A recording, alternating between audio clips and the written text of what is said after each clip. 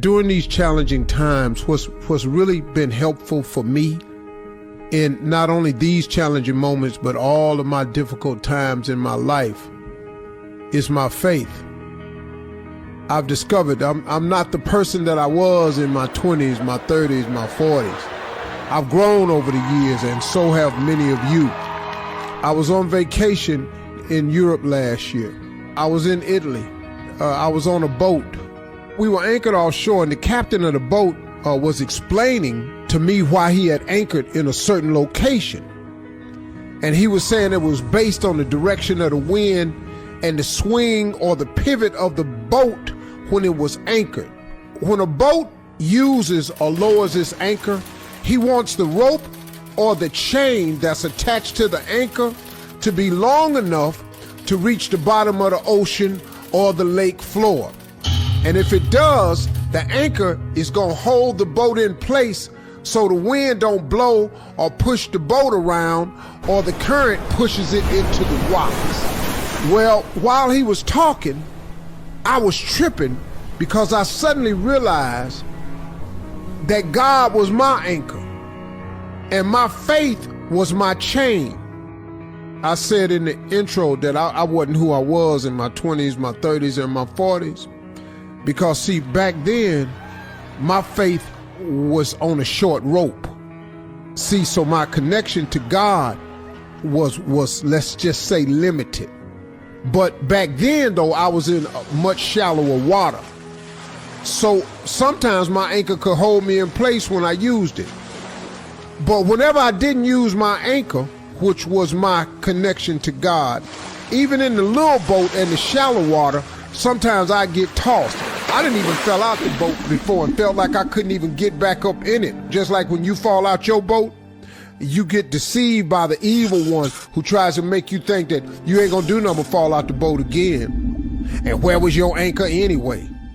Well, to be truthful about it, I wasn't even using it. But the devil was making me think that the anchor didn't work no way. But it does. The only problem is you gotta stay connected to it.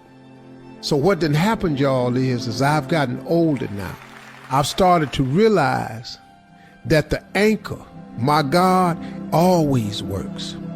I just gotta stay connected to it. I gotta make sure that my rope and my chain is always attached. And the older you get, the more challenging life becomes, the deeper the water you find yourself in. You ain't in a lake or a river no more. You in deep water. You in the ocean. See, the ocean different. When that wind blow out there on that ocean, it ain't no lake or no river. The wind pick up in the ocean, in the deep water that you find yourself in, it creates some waves. It huge waves come up. It generates major storms. Hurricanes develop out over the ocean. That's where they develop, because they're out there in that deep water, man. It can get treacherous out here. See, the ocean is so powerful, it can turn over the biggest boat if it's not anchored. Now, to anchor out in deep water, your anchor has to get to the ocean floor to hold you steady in this deep water. Well, guess what? Then you need more chain. You need more faith, which is your chain that connects you to your anchor, which is God. So he can get to the bottom of things, so he can hold you safe, so he can hold you steady. That's what I learned while that man was telling me about an anchor on a boat out in Italy. He was really talking about my faith. So see, it don't matter what the situation is. It don't matter what the circumstance I'm in. It don't matter how deep the water get. My God, who is my anchor, always works. You have survived every storm this far. I see no reason why we won't survive this one either.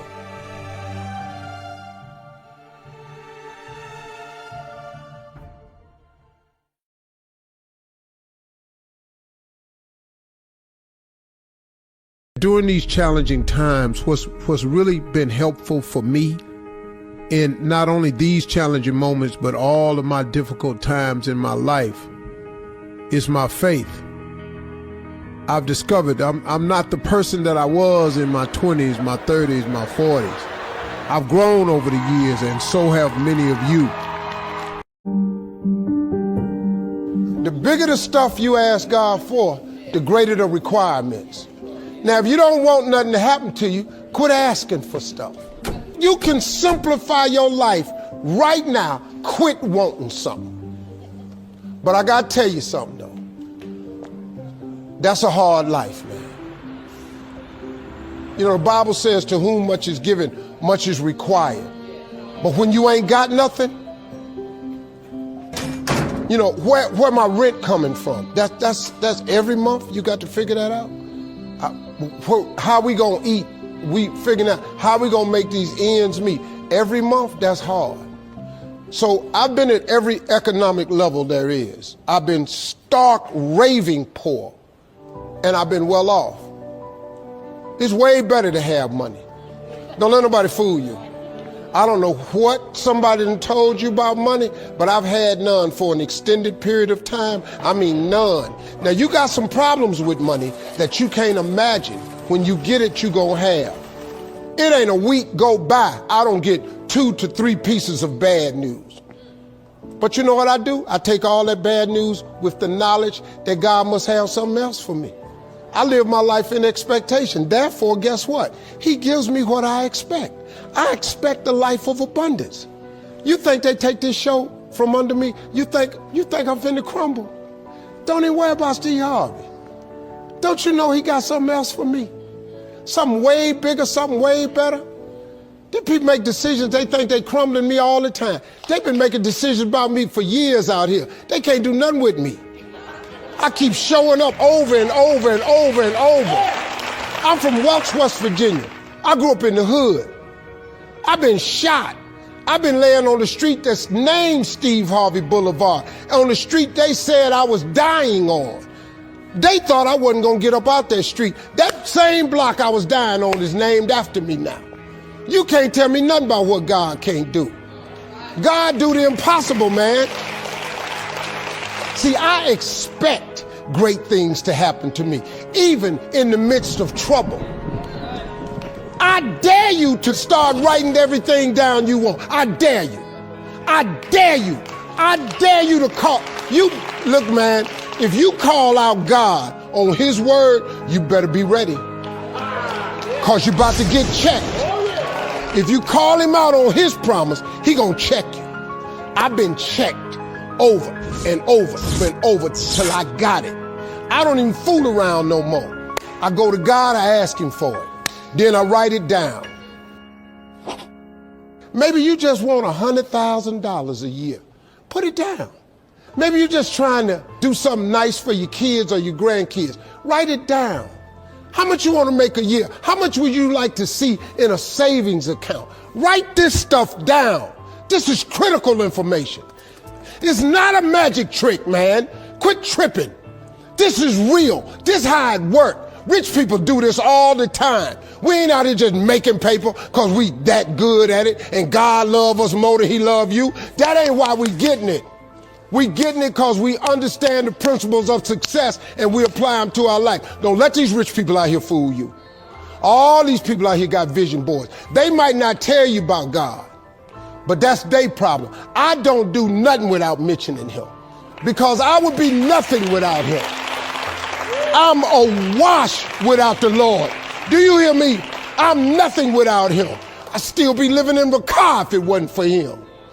But he came and he got me because I kept asking him over and over and over and over. I dare you to go home and call him on his word. Now, be prepared now. You're going to get checked. He's going to check you because you don't question him. Thank y'all for coming.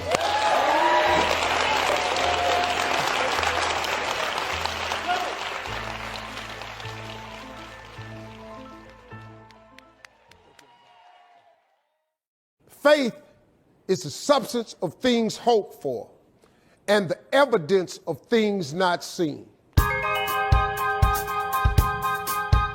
Now, a lot of you have heard that scripture. Faith is the substance of things hoped for and the evidence of things not seen. I've heard that so many times, but they never explained it to me at my mama's church. Listen to this.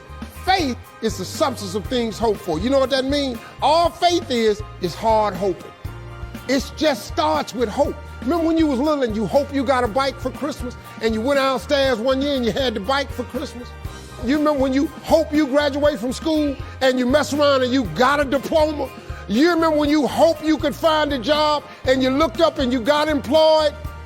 When it's gonna strike a nerve in you that if you hope hard enough, that hope should transfer, if you get smart, into some form of faith. And you ought to start believing something now. If you hope hard enough, it usually comes true. Because it's really what faith is. Now hear the second part of that scripture. And the evidence of things not seen. This is the teaching moment. Your imagination, listen to this, is the evidence of things not seen. You know why they say it's the evidence of things not seen? Because you're the only one can see it. Can't nobody see your imagination but you.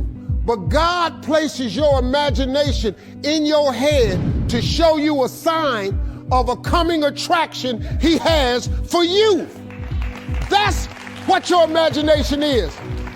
Listen to me, young people. All this time you've been imagining stuff, that was God showing you a preview of a coming attraction He had for you.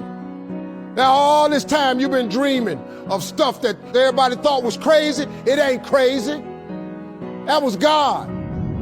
He been talking to you your whole life. You know your problem with your imagination? You tell it to the wrong people. They gonna shoot it down. I told everybody, I'm gonna leave this city. I'm gonna be a superstar comedian. Everybody in Cleveland told me I was crazy. I couldn't get one person to support their dream except my daddy. My daddy, man, the only one said, boy, if you think you can make it, go on out there and get the scuffling. He the only one. My mother, she meant well. Boy, get a job like your brothers and just work and take care of your family. I ain't want that. I wanted something more. I wanted a big life. Because I was just tired of being poor. I don't know how poverty has affected you in your life, but I couldn't take it no more. I was sick of it. I just got tired of being poor. So all my family poor. At least if I go try to make it, I got a shot at something else. I had to leave. I had to take my oak tree seed out of Cleveland and put it on the road and start touring. That's what I did. See, I ain't telling you a theory. I'm telling you how it worked. But I had to take that seed. Faith is the substance of things hoped for and the evidence of things not seen. You can't put an oak tree seed in a 2-foot pot and then turn around and expect that oak tree to be like the one out in the forest. It ain't gonna happen. So that says two things for you. You can either think your way out the pot so you can be the oak tree you're supposed to be, or you can take the seed and put it somewhere else. Now, them your options. But now, in order to exercise these options, you're gonna have to have a little bit of bravery. You're gonna have to have a little bit of faith. You're gonna have to not be scared to jump. Do that. Watch God change your life. Thank y'all.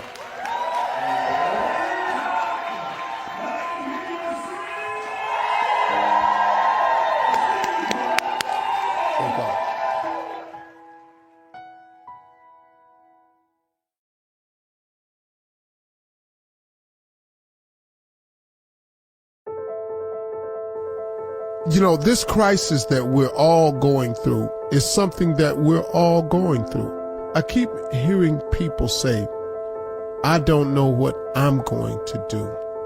I feel stuck in here. I'm about to go crazy.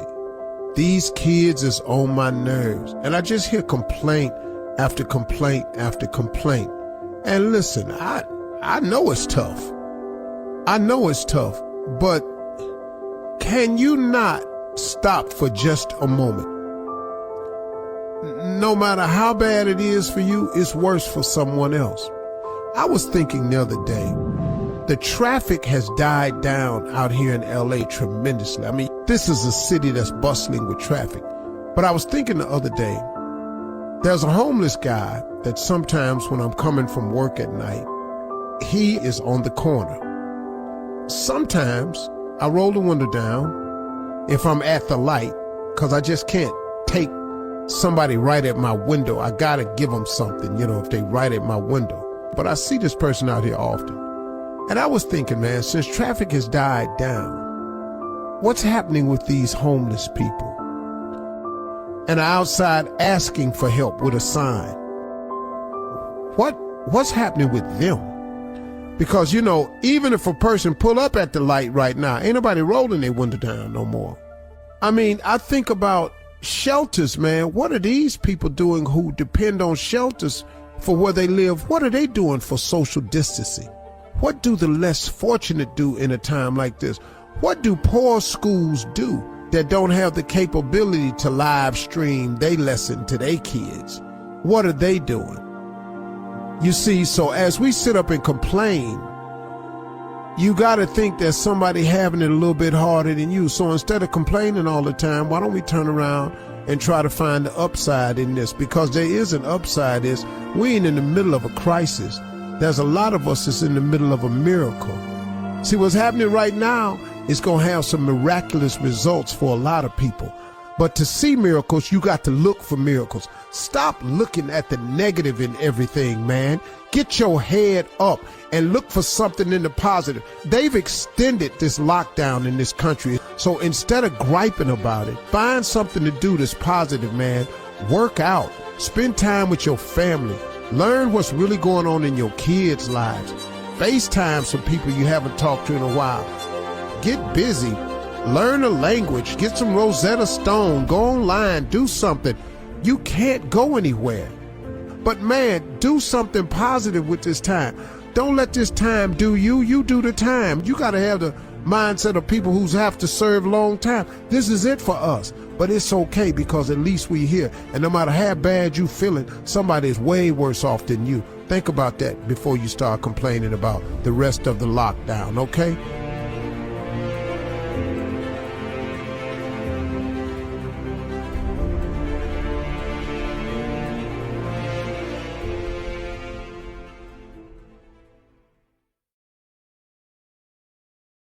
When I was little, I used to spend time between where I was born, which was Welch, West Virginia, and Cleveland, Ohio.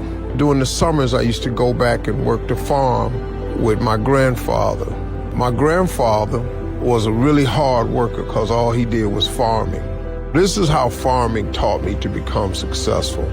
He taught me how to plow behind the mule. And when you plow, you tilling up dirt to create like a trench in the ground. And this dirt would come up on each side. You was creating those trenches because you had to put seeds in the ground. The seeds, little did I know, was the beginning of everything. The seed. In real life, when I put seeds in the ground, these are my dreams, my visions, my hopes, my aspirations. I would plant them all in the ground. I don't care what they are. You can start off wanting a bike. You can start out wanting to get in shape, one day graduate. Maybe you want to climb the corporate ladder. Whatever your seeds are, you start putting them in the ground. Now, in life, it may take you, let's say a year going up, another year coming back, until I've got about 5, 6, 7 years in. Now, what has happened, the first row that I started planting the seeds in, well, some activity has started now. Now those seeds are starting to sprout through the ground. And what you want to do in life is you want to continually plant seeds. After some years go by, you look back and those sprouts that started to come up. So now you got to go back and you got to continually water them. Then you just keep the process going. Well, you look back and those sprouts, they now stalks, but now you got to protect them. You've been nurturing them with the dirt, putting the nutrients on them. You've been putting water on them. You not only protecting them from birds in the beginning, which birds eat seeds, but now you got insects that come that want to eat your crop, your product. Those insects in real life, they're called haters. If you keep the faith, if you keep praying, you steady going back, putting seeds in the new row. Eventually, that row that you started 10 years ago, something that has sprouted has now become a stalk. And now it's starting to have corn come on it. Now, what you don't want to do is go back and just start eating corn. because you don't have enough to sustain you yet. You want to let your crops grow to where the corn is big enough so you can't harvest every year, not always. Sometimes it'll show up in a year. Sometimes you won't harvest for 5 years. You're never given a timetable for when your dreams and your visions and everything you work for is going to come to pass. You don't get that given to you. Sometimes a whole crop get wiped out because you got a drought. See, if you forget to go back and nurture them, if you forget that haters don't matter, that you got to keep praying and working, you got to keep plowing the field. You got to keep going back and forth, because one year you're going to get plenty of rain and that crop is going to grow up and become the big stalks and have the fruit or the crops that you want on it. But you got to also understand that it can get wiped out. Sometimes it's too much rain. That's how life happens to you. But you got to keep plowing and planting. And you learn as you get older how to fertilize and nurture your dreams. One day, if you keep plowing, all of a sudden you look up and you go, oh man, what I had forgot has now come to pass. I look back and I got a field full of crops. Well, now you can harvest now. Now you got something to take to the bank. Somebody say, you know what? This kid plows so good. Let me give him the money for a tractor. You ain't got a mule no more, you got a tractor. And if you keep plowing and the crops keep coming up, somebody gonna say, hey man, you got enough money you done made off the harvest, you can hire some people. And now you got 2-3 tractors going up and down the field. And you got crews of people that you pay that plant for you, that rake for you, that cover for you, that fertilize for you, that watch the haters, that watch the pesticides. Then you got people in your life to start praying for you and pulling for you. And next thing you know, you got a full-fledged farm going. You have employees. All of a sudden you got people cheering for you. So you just keep going. I have produced people around me who have learned how to farm themselves. And they go, hey, Mr. Harvey, I want to break out on my own and start my own farm. Well, I've showed you how it works. Good luck to you, son. Go over there and make it happen for yourself. And so my whole objective in life has been to plow, to nurture, to seed, to protect, to fertilize, to pray, to motivate. I become the person you see today. And even today, I'm still plowing, because you never know. After 6 decades of plowing, I got a pretty big field, and you will too.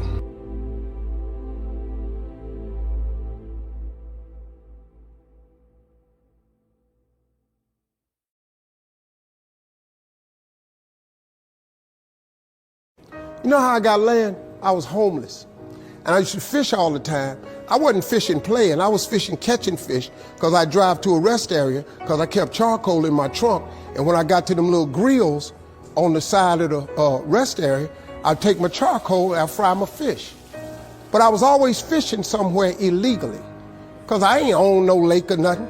And I catch a string of bass, probably get 6, 7 on there. Hey, what are you doing over here? Get away, get out of here. I pull my string up. Hey, them fish don't belong to you. Let them fish go. I got to take all them fish off the hook and throw it back in the water. He didn't know, man, that I'm trying to eat, but I can't break no law, so I got to go on about my business. So first thing I said, I told God, I said, when I get me some money, I'm going to buy me a piece of land. Because I just want a piece of land where can't nobody run me off. I just want something I can stand on. This here piece belonged to me. So this how I did it. I was reading something one day, and I said, man, how much land is on earth? So I looked it up. It's a little over 36 billion acres of land on earth. At the time, it was between 5 and 6 billion people on earth. It's a little over 8 billion now. So I did a little hood math. I said to myself, if it's 36 billion acres of land and it's 6 billion people, just to me, everybody ought to have 6 acres of land. There's a scripture my mom used to tell me about all the time. She said, you have not because you ask not. So guess what I started asking for? 6 acres of land. Just wanted 6. So I messed around and got my first piece of money. I got me a check for about $115,000. So first thing I did, went to Dallas, Texas, said I'm gonna buy me some land. I found a piece of land, I thought it was perfect. Had a fishing lake at the end of it, because I love to fish. I said, man, this piece I'm gonna buy right here. Let me talk to somebody. I was with a real estate agent. I said, how much is this? He says, $250,000. I can't afford this. I said, I got about 115. He said, I don't think you're gonna be able to get it for that, but I'll make a call. So he called the guy. The guy said he would take 115 now, and I could pay him the rest later. And before I did it, I said, hey man, let me ask you something. How much land is that? He said, oh, that's 6 acres. It was 6 acres. I got ready to sign it up. The real estate agent said, Mr. Harvey, before you sign it, I want you to think about it. I want to show you something else. So he took me over to this dude's house. I never met this guy. He came outside, he's a hillbilly. He's just country. You know, I was a little nervous. Me and hillbillies don't really, we don't normally work that good together. His name was Jerry Campbell. Turned out to be one of the nicest men I ever met. I misjudged the man. He talked to me, he said, I want to show you something. And I go over there and I couldn't believe it, man. It had rolling hills on it. It had 4 lakes on it, fishing ponds. I said, man, look at this right here. How many acres is this, man? He said, 16 acres. I said, man, I can't afford nothing like that. He said, well, hold on, I'm in a tide right now. How much you got? I said, well, I was gonna do this other piece of land. I got 115 I'm gonna pay now. And if you give me a year to pay out the rest of it, I could buy it from you like that. He said, tomorrow morning, if you bring me a $115,000 check, I'm gonna give you this land. So I got the 16 acres of land the next day. So I said, wow, that's how it worked. You have not because you ask not. I asked for 6. Soon as I was gonna buy the 6, he put some grace on it. Next thing you know, I got 16 for the same money. So I got to thinking, I got a couple partners in Cleveland that's locked up. They not getting out of prison.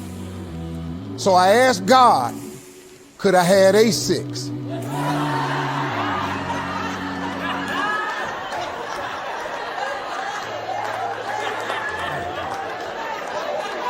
They not getting out. They got 6 coming. Hey, Lord, can I have a 6?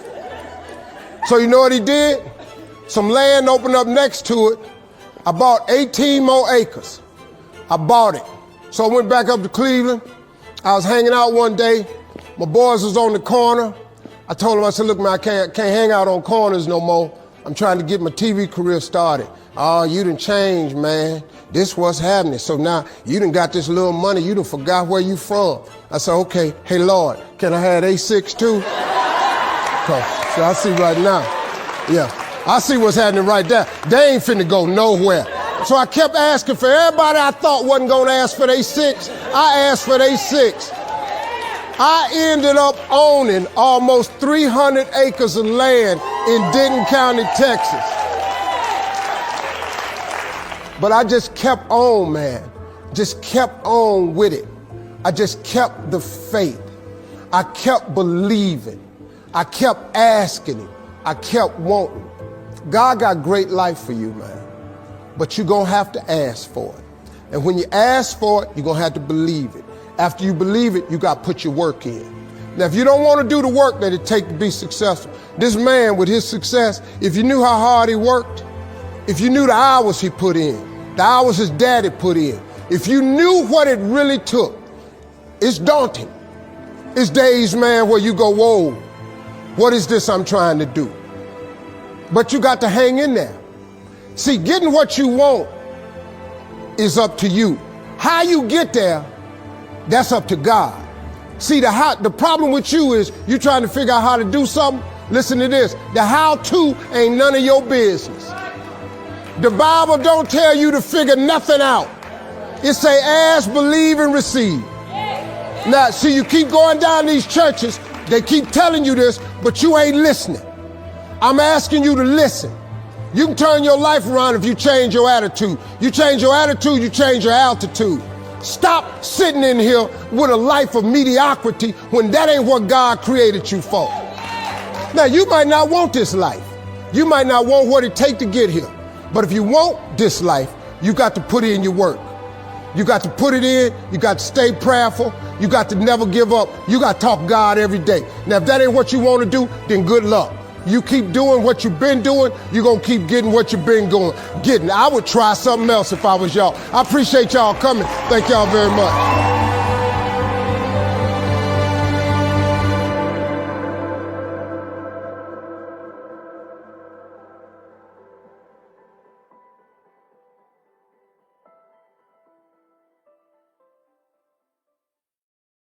You know how I got land? I'm going to give you two things that I want you to do.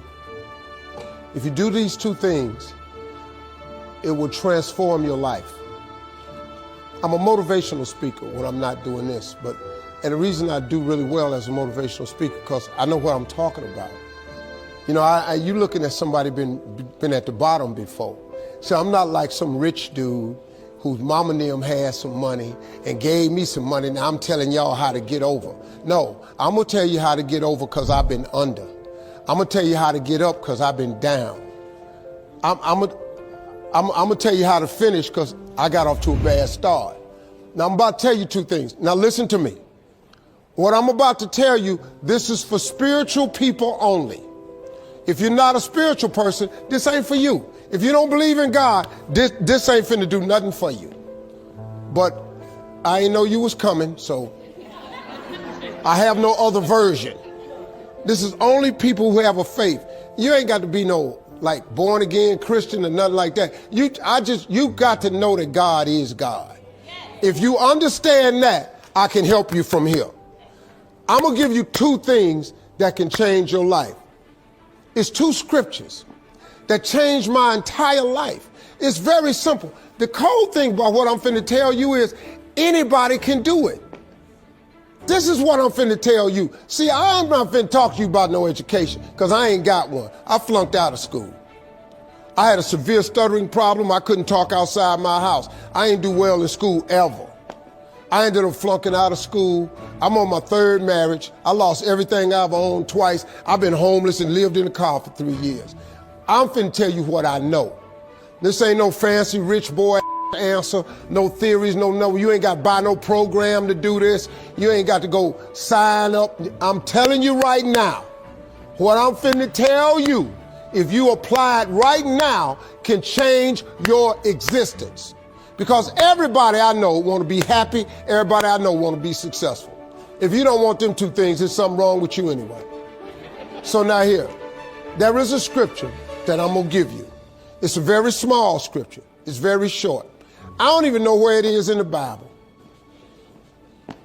Somebody probably know it if I say it, but I'm gonna give it to you. This scripture changed my life. You have not because you ask not. You have any idea how major those words are for you? You have not because you ask not. It's such a simple scripture. But it's in your Bible. It ain't just in rich people's Bible. It's in the same copy you got. You have not because you ask not. This is the truest statement you'll hear me say today. Because it's true. Most people don't have the life of their dreams because you don't ask God for the life of your dreams. You've been trying to figure it out and handle it yourself. Well, how that's working out for you? You know how hard that is to do, man? Because I did it. I did it for 30-some years. I tried to figure it out myself. Man, the simple scripture says, you have not because you ask not. If you up your ask, he automatically ups his give. You his child. God created you. He made you. You ain't just here by no accident. You ain't here because of your mama and daddy. Where your mom and daddy come from? Somebody started this whole thing. God created you. He gave you these little simple things you could do. You have not because you ask not. Second reason people don't have what they want, and I'm gonna be through with you. They don't have it written down. This is a very, very important piece to success. It's a principle of success. Every wealthy person knows this. I don't know nobody wealthy don't have a vision board. I don't know nobody wealthy don't have their stuff written on a piece of paper. I don't know nobody. I know a lot of people doing good. We have discussed it at great lengths. They've showed me some of their vision boards that why I had to go back and change mine. I went, whoa, whoa, whoa. But you gotta have a vision board, it's gotta be written down. You know why? Because that's a scripture too. Habakkuk 2:2. Go, I know where this one at. Habakkuk 2:2. Go home and read that one. It says, write the vision and make it plain so that he who reads it will run to it. And even though it tarry, that means take a long time, wait for it, for surely it will come at an appointed time. Man, I'm telling you real now. What I'm telling you works. This ain't no magic trick. If you up your ass and you write everything you want from God on a piece of paper, now here's the exercise I want you to do. This gonna trip you out. Write everything you want from God on a piece of paper. Be as detailed as you can. Write it down. The object for you is to write down 300 things. Because I know 300 things that you could use. It's gonna be hard for you. When you get to number 75, you're gonna get stuck. Because your mind isn't conditioned to think way out there. So you're going to try to stay in your little list. But I want you to just open up your imagination. If you could have anything you wanted, put it on a piece of paper. Anything. How many cars? What kind of car? What color? Where you want your next house to be? Do you want a summer home? Where you want to travel to? How much you want in the bank? How much would you like to have to retire? What you want to leave for your grandkids? How much would you like to give all your siblings? Would you like to one day walk in there and just give all your family a check? Put everything you want on a piece of paper. Do not stop until you have 300 things. It's going to take you a while. I'm telling you, when you get to 75, your brain going to lock up. But keep writing it down. But every morning, read your list. I don't want you watching TV at night. I want you to read your list, unless it's Family Feud. Other than that, No, but seriously, take 5 minutes and read your list every night, every morning. 1 year from today, wait 1 year from today, and take a pen out and go down on your list and check off anything that has happened for you that's on that list. Listen to me. If you do that in faith, if you read your list with the expectation that God is going to do some great things for you, at the end of 1 year, you will be stunned, absolutely stunned at how much stuff comes off that list. I promise you, at least 30 things will be off that list. At minimum, 10% of your list will come true. You know how I know? Because I know a lot of people that done it. But you know how I really know? Because I did it. When I open up my phone, I wish I had it. My phone is my vision board. My phone ain't got a picture, no damn dog on it, no sunset, none of that. All of my computers have my vision board on it. Every iPad, tablet I got, laptop, when I pull it, I have my vision board on it. Because that's the signal I'm sending to God that I believe this is what you're going to do for me. I take stuff, I got to get a new vision board now because there's a lot of stuff off that vision board that I put on there a year ago or 2 years ago that then came true. I'm telling you, y'all, this how this works. You have not because you ask not, and write the vision and make it plain. You do them two things starting today. Write your list, read it every morning, every night. 1 year, check it off, you'll be stunned. I dare you to try that. Watch and see what God do. God keep all his promises. I'm just telling you, thank y'all.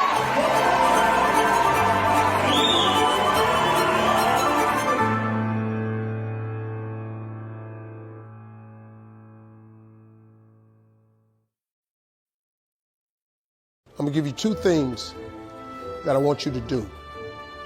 If you do these two things, it will transform your life.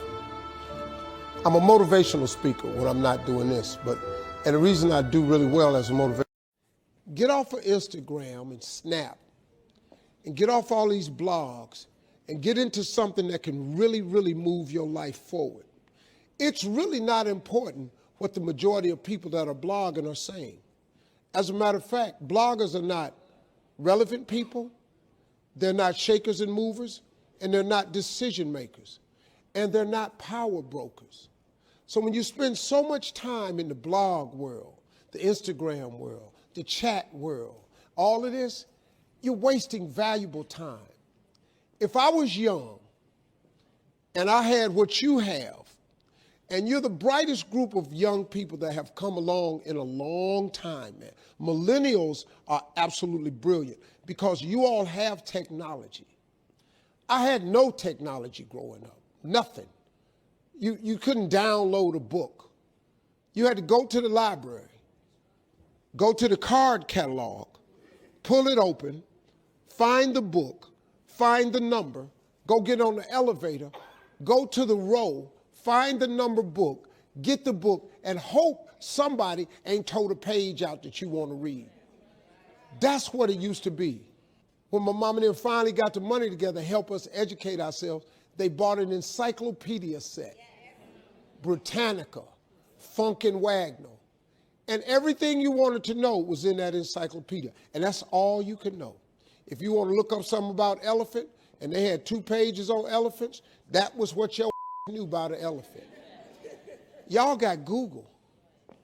You can Google anything. You all have stuff at your fingertips that can make you great.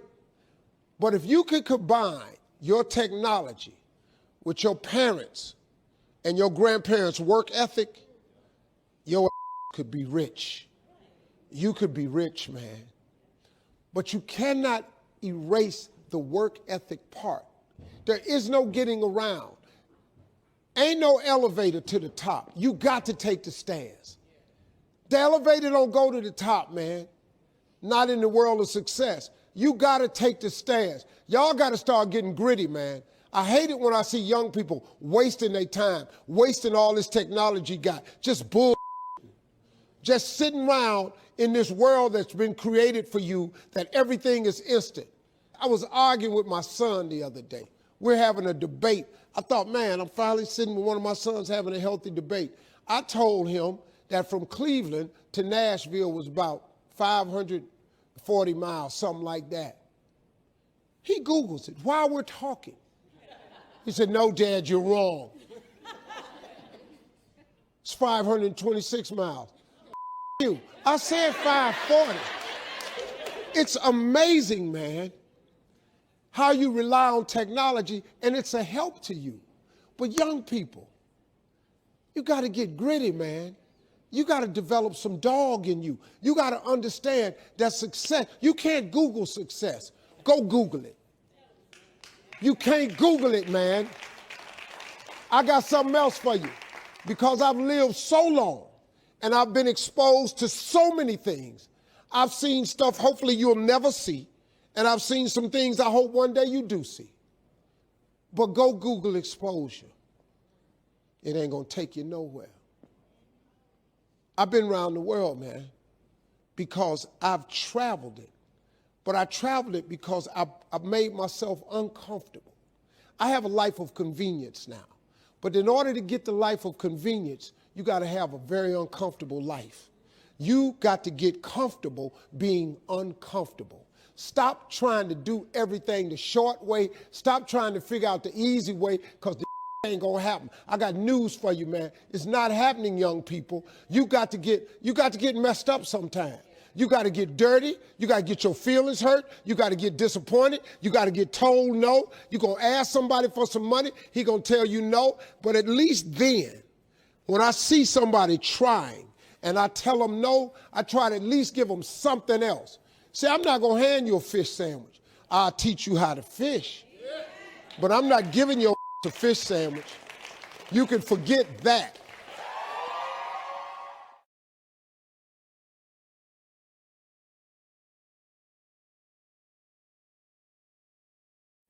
get off of Instagram and Snap and get off all these blogs and get into something that can really, really move your life forward.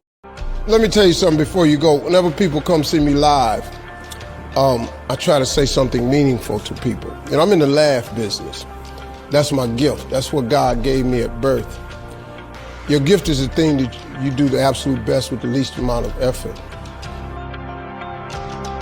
I want to tell you something that can help enrich your life. It's a sure sign from God that he ain't through with you because he wakes you up in the morning. When he's done, you won't wake up no more. But as long as you're waking up, that means he has something for you that he hasn't been able to give to you for whatever the reason. I'm going to help you get to that reason a little bit quicker. I want to tell you something that I learned that changed my life. I was reading a book one time that had a quote in there from Albert Einstein. And Albert Einstein said, "Imagination is everything. It's the preview to life's coming attractions." If you think about that, that's a really, really true statement. Because everything you see in this world came from somebody's imagination. Everything. Somebody was talking on the phone one day, on that wall phone, connected to the cord, and tried to walk, and it didn't go no further. And he wanted to just go outside and get something out the car. Somebody said, "You know what? I wish I could take this phone outside." Everybody in here got a cell phone. It was in somebody's imagination. Somebody imagined that. Somebody imagined everything. Somebody got tired of walking. Somebody got tired of driving cars. Somebody said, "We're going to fly." You're not finna fly. Everybody in here have been on the plane. See, your imagination is the evidence of things not seen. You know why they call it the evidence of things not seen? Your imagination, you the only one can see it. You're the only one can see it. See, so all this stuff you've been imagining was not some hocus pocus. When you imagine stuff, it's actually God showing you a preview of a coming attraction he has for you. That's what your imagination is. Why do you keep imagining yourself with a second home? Because God wants you to have a second home. Why do you keep imagining yourself in a supervisory capacity on another job? Because God really wants you to have that. Why you keep dreaming of opening a business one day? That's because that's what God really got for you. And he put it in your imagination. The problem with your imagination, though, is you tell it to the wrong people. If you want to kill a big dream, tell it to a small-minded person. You can't, oh man. Think about this in your life. How many times have you had this really incredible idea and you took it to your family and your friends? You shared it with them and they shot it down. You know why they shot it down? Because they couldn't see it. Because God didn't put it in their imagination. He put it in yours. It was your evidence of things not seen. See, all this stuff you've been imagining, you ought to start working on it. Because that's what God really got for you. Your real life is in your imagination. I'm here to tell you that. You think I'm here by accident? I'm here because he put this in my imagination when I was 10. When I was 10, he showed me I was going to be on TV. That's all I ever wanted. The assignment when I was in the 6th grade was everybody write their name on a piece of paper and write what you want to be. You know what I wrote on my paper? I want to be on TV. Now, the problem I had, though, was I used to suffer with a serious stuttering problem. I couldn't talk outside my house. I stuttered for years. I flunked out of school. I'm on my 3rd marriage. I lost everything I ever owned twice. I've been homeless and lived in a car for 3 years. But at 10, though, I wrote on a piece of paper, I want to be on TV. So the teacher went around the room and read everybody's paper. Had you stand up when she called your name. And the only assignment was your name and what you want to be. Doctor, lawyer, dentist, basketball player, football player. I wrote I want to be on TV. She saved me for last. She said, "Little Stevie, come to the front." Now I'm thinking, I'm going to the front because I got the best answer. Because ain't nobody had put that on their paper. She called me to the front. I'm thinking I'm finna give me a gold star. But I was wrong about that. She called me to the front to humiliate me. First of all, you know I can't talk. I suffered with stuttering stammer so bad, man. I couldn't talk at all. And that lady lit in on me. Why did you write this on your paper? Now I'm standing there, I can't talk. Who in this school ever been on TV? Who in your family ever been on TV? Who in this neighborhood ever been on TV? I'm crushing, man. I'm standing there dying. She said, look at you standing there. You can't even talk. How they gonna put somebody like you on TV? So every Christmas, I send her a flat screen TV. Because I don't want her to miss me. I do not want her to miss not an episode of me. Because I wanted her to see what God had done for me. The fact that you couldn't see it, it wasn't for you to see. He put it in my imagination. But after 3 years of homelessness, losing everything I ever owned twice, suffering through flunking out of school, go home and cut your TV on. That little boy with the stuttering problem, he all over that TV. You can't cut your TV on. You can't cut your TV on not a day of the week and you don't see that little boy. That little boy with the stuttering problem is all over that TV because God put it in my imagination. All I did was hang on to that thought. I just kept hoping. I just kept hoping that what I had wrote on the paper would come true. A lot of times it wasn't about no faith. I didn't believe it sometimes. When you homeless and living in a car, how you see yourself as a TV star? But I just kept hanging on there. Because my mama was a Sunday school teacher. I kept hearing her say, God,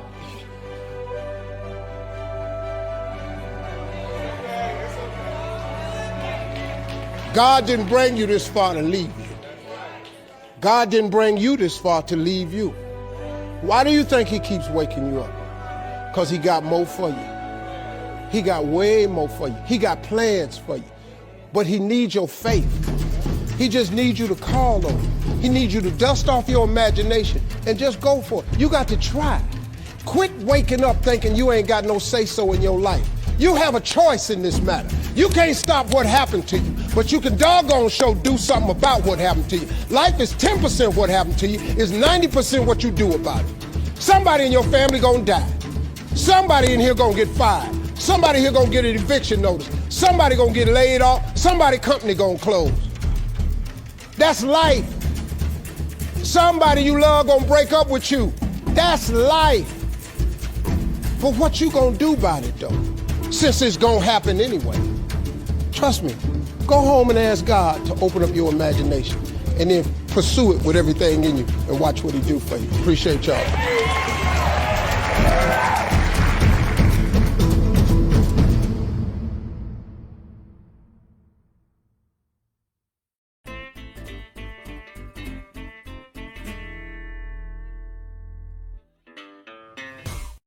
Let me tell you something before you go. Whenever people come see me live, I try to say something meaningful to people. And I'm in the laugh business. That's my gift. That's what God gave me at birth. Your gift is the thing that you do the absolute of being anything. It starts with a dream. One day, somebody had the dream of being able to fly like a bird. Well, today we have airplanes. Somebody had a dream of one day going into outer space. People go to the moon and they come back. People one day had dreams of being able to travel at high speeds, all types of things. It all starts with a dream. Martin Luther King had a dream that one day all of us could unite and come together. Well, it's happening. It hasn't fully happened, but it's happening. But it started with a dream. Those dreams are available to each and every one of us. So parents, if you have a child that says something that's beyond the realm of your thinking, don't make it not possible. So when your child says, I'm gonna be a star, and you don't really see the talent, they got something in them that you might not know about. They may have a dream and something burning inside of them that you don't know anything about. It all starts with a dream. The Bible says that a man without a dream or a vision shall perish. And that's so true. If you don't have nothing you're working for, nothing you're shooting for, you really have no focal point in life, and you wander around aimlessly all the time. So all of you out there, whatever your dream is, and dream big. My father used to tell me all the time, he says, son, aim for the moon, because if you miss, you'll still be amongst the stars. The bigger you dream, the wider you let your mind fly, the more capable you become of accomplishing the thing.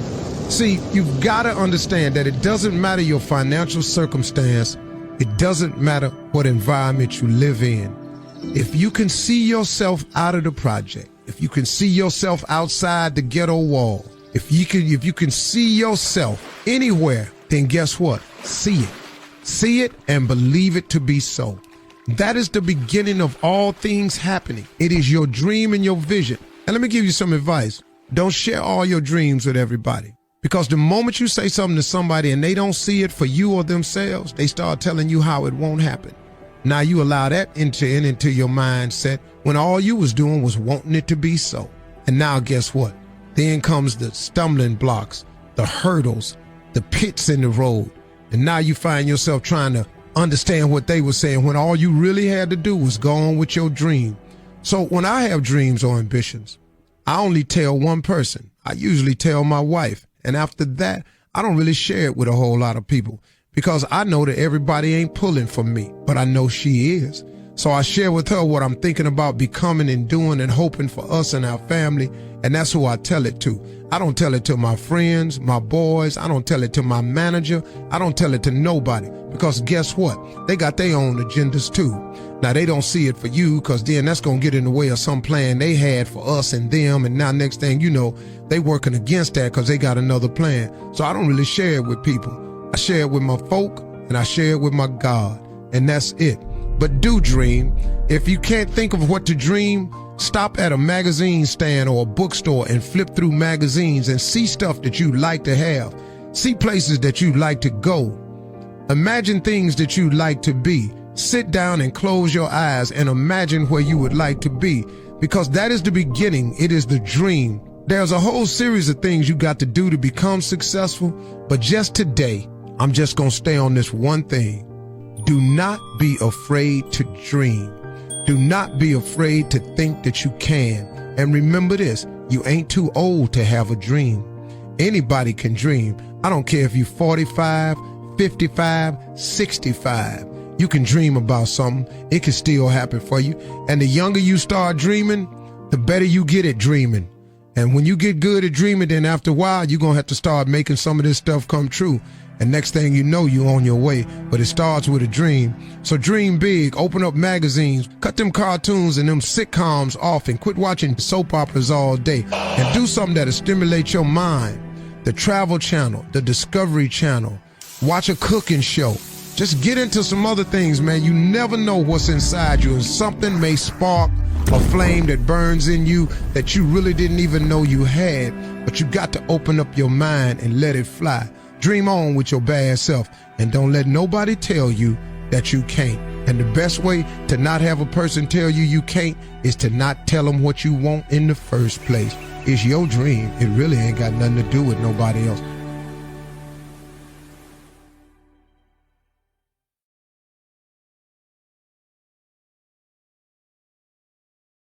If you want to be successful, you have to understand one thing about wanting to become successful. It's hard. It's really, really hard. Go in understanding that. Most people go in with the wrong attitude. I'm going to just go do this. It's easy. No, it's hard. Expect challenges to come, setbacks to come, trials to come. Hardship is hard. It's hard to be successful. But let me tell you something else though. I've not been successful. And you know what? That's hard too. And you know the thing about not being successful and the hard part of it is, you don't have options with that hard. You can't decide, okay, well, I'm gonna take a vacation, give me a break. Or I'm gonna go down here and I'm gonna buy me an outfit, make me feel better. Or I'm gonna eat at a different restaurant tonight because I'm tired of it. Being successful creates options for you. When you're not successful, it's hard. When you're successful, it's hard. So you have to make a conscious decision. Which one of these hards do I want? Do I want the hard with options, or do I want the hard without options? Do I want the hard with some upside, or do I want the hard that leads to nowhere? And that decision for me becomes quite simple. I'm gonna take the hard with some upside, because success is really hard, man. It really is, and it's daunting. That's why most people stop. Everybody has that moment where you have to decide, am I gonna go through or I'm gonna quit? The sad part about it is, the average person on the way to their dream quits. Before God's package arrives. See, here's the deal. Soon as you ask God for something, if you're a person of faith, you his child, God loves you. If your children ask you for something, you try to find a way to make it happen. Well, God ain't got to try to find a way. He can just make it happen. You have no idea how many boxes you have stored up in heaven with your name on it, because you lost faith. What I do is, I always ask God to send me everything I lost faith for. I always ask that. And then make me humble myself and remember what I asked for and get back in faith. All you gotta do is stay in faith. You have to believe. You can't run 50K without some faith. 15, 20, 26. It's too many moments you can give up. You got to stay there. You ain't gonna become Mr. Universe. It's not happening, man. You're not getting no TV show. You're not gonna become the head of the company. You're not gonna get the supervisor position. You're not gonna own the sugarcane farm. You ain't gonna own it, dog.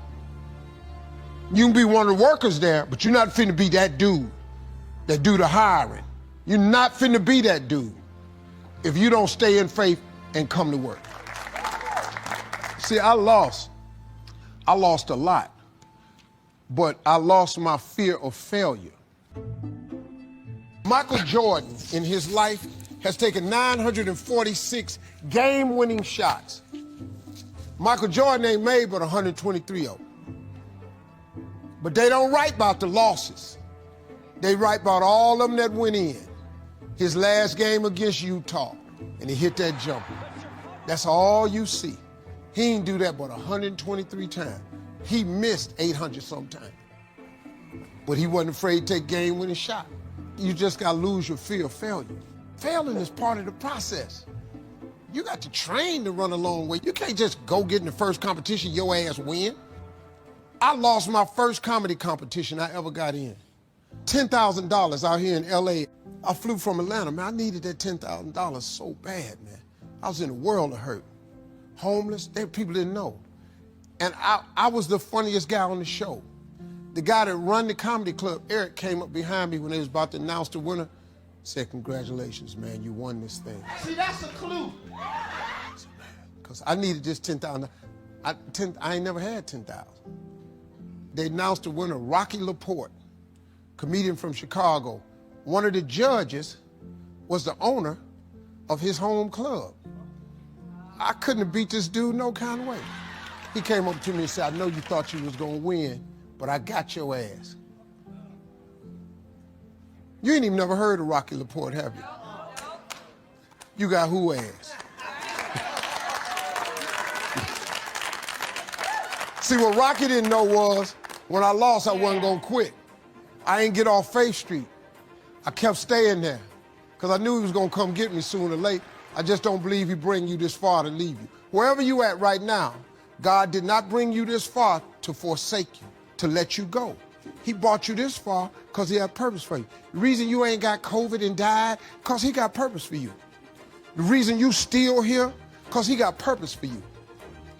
If when God is through with you, you won't wake up no more. But as long as he wakes you up, that's a sure sign that God got something else for you he ain't gave to you yet. So I wake up and I look for it. I look for it every day.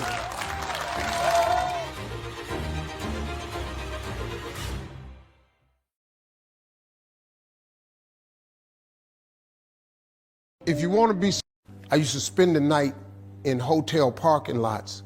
What was I gonna do? I ain't had nowhere to stay, so I lived in the car. I had $35.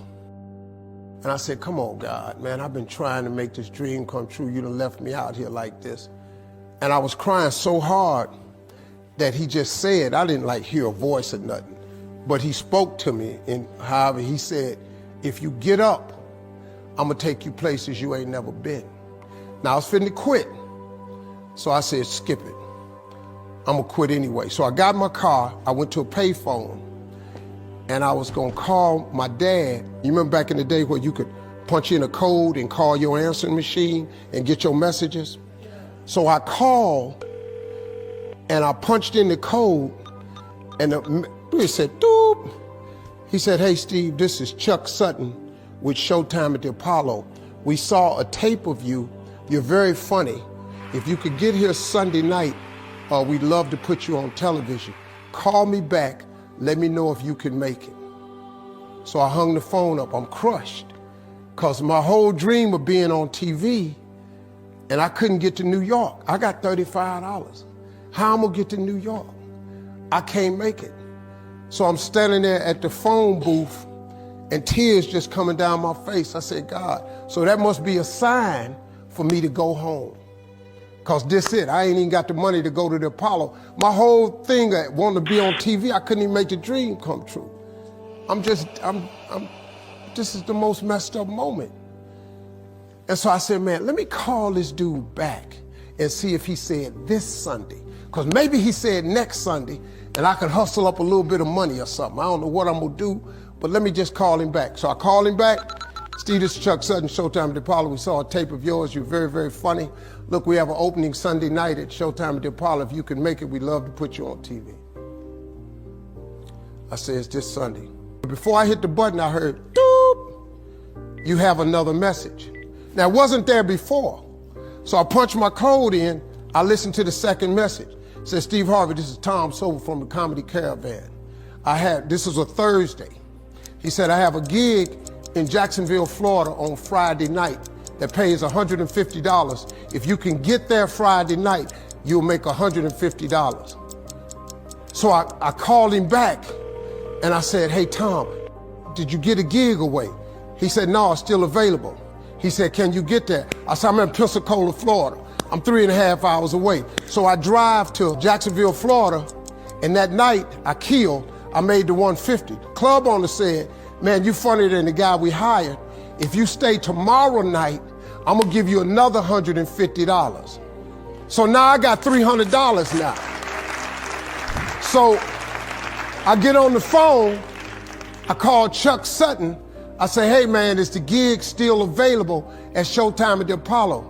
He said, well, we got one opening left. I said, I'll be there. So I called Eastern Airlines, who used to be open back then. They had a special for $99 going from Jacksonville, Florida to New York round trip. So I parked my car at the airport. I got it.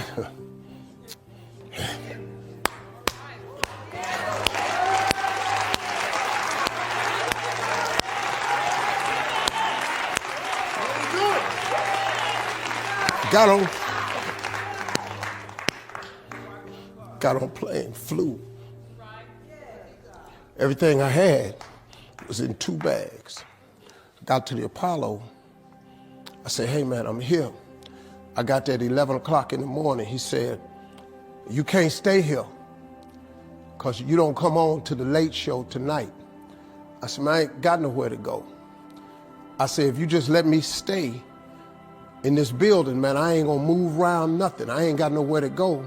I'm in Harlem. I can't go back out here. I got these 2 bags. I got victim wrote all over me, man. So he said, all right, if you go upstairs, don't come down. So he put me in the dressing room on the 6th floor. So that's where all the comedians was. So I stayed up there. I got hungry around 3 o'clock, and I couldn't take it no more. So I went back downstairs, a dude named Alton Liston. I said, hey man, he said, man, I thought I told you, don't come down them damn steps. I said, hey man, I'm just hungry, man. I said, let me go to that KFC I saw on the corner. Just let me get some chicken. I'll come right back. He said, man, if you ain't back in 20 minutes, you ain't getting in this building. So I went, bought me some chicken, came back. So the comedians started coming in the building. They started coming up on the 6th floor. So I meet this guy named D.L. Hughley. I introduced myself. He introduced himself. Then this other dude walked in named Jamie Foxx. And I introduced myself. We don't know each other. Ain't none of us famous. It's 1991, man.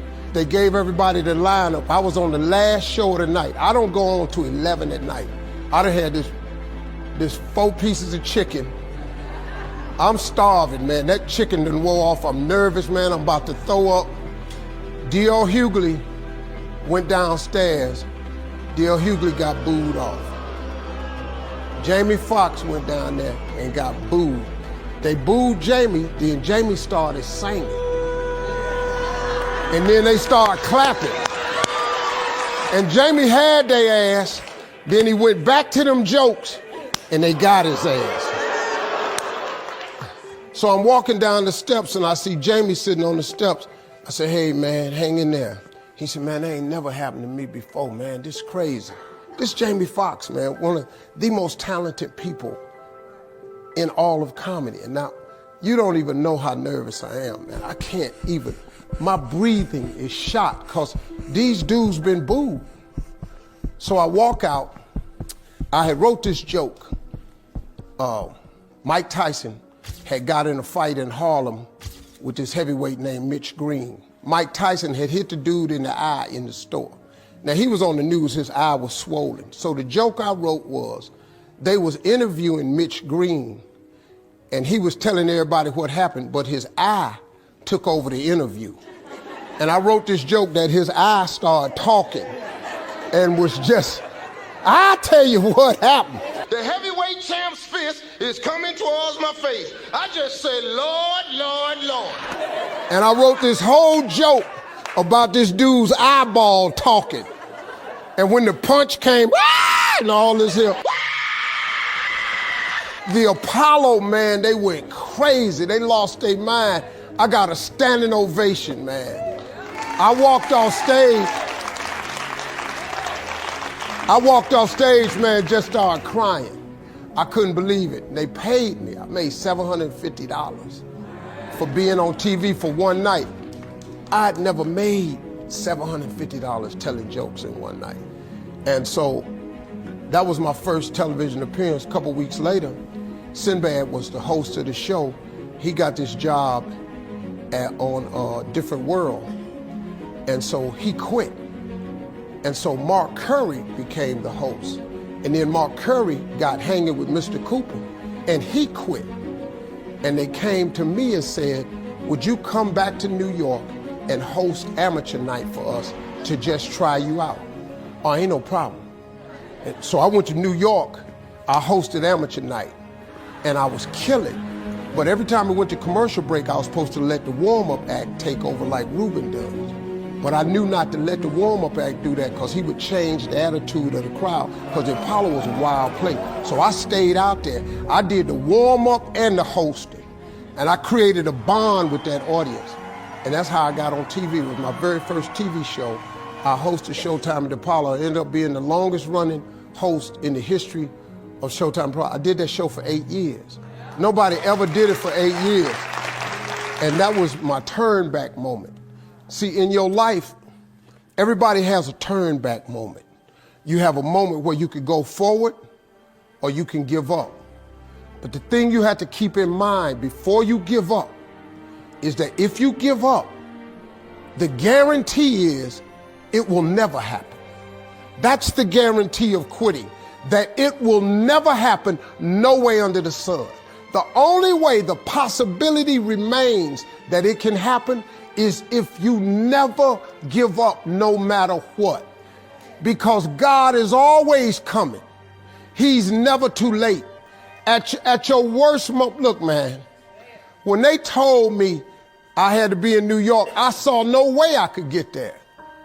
But that God, though, he make the phone ring. I end up in Florida, I make $300. Then I go to New York, I make $750.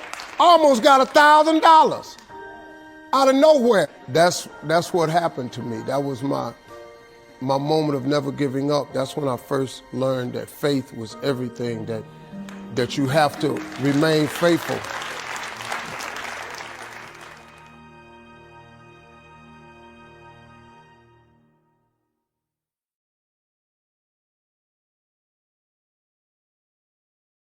I used to spend the night in hotel parking lots.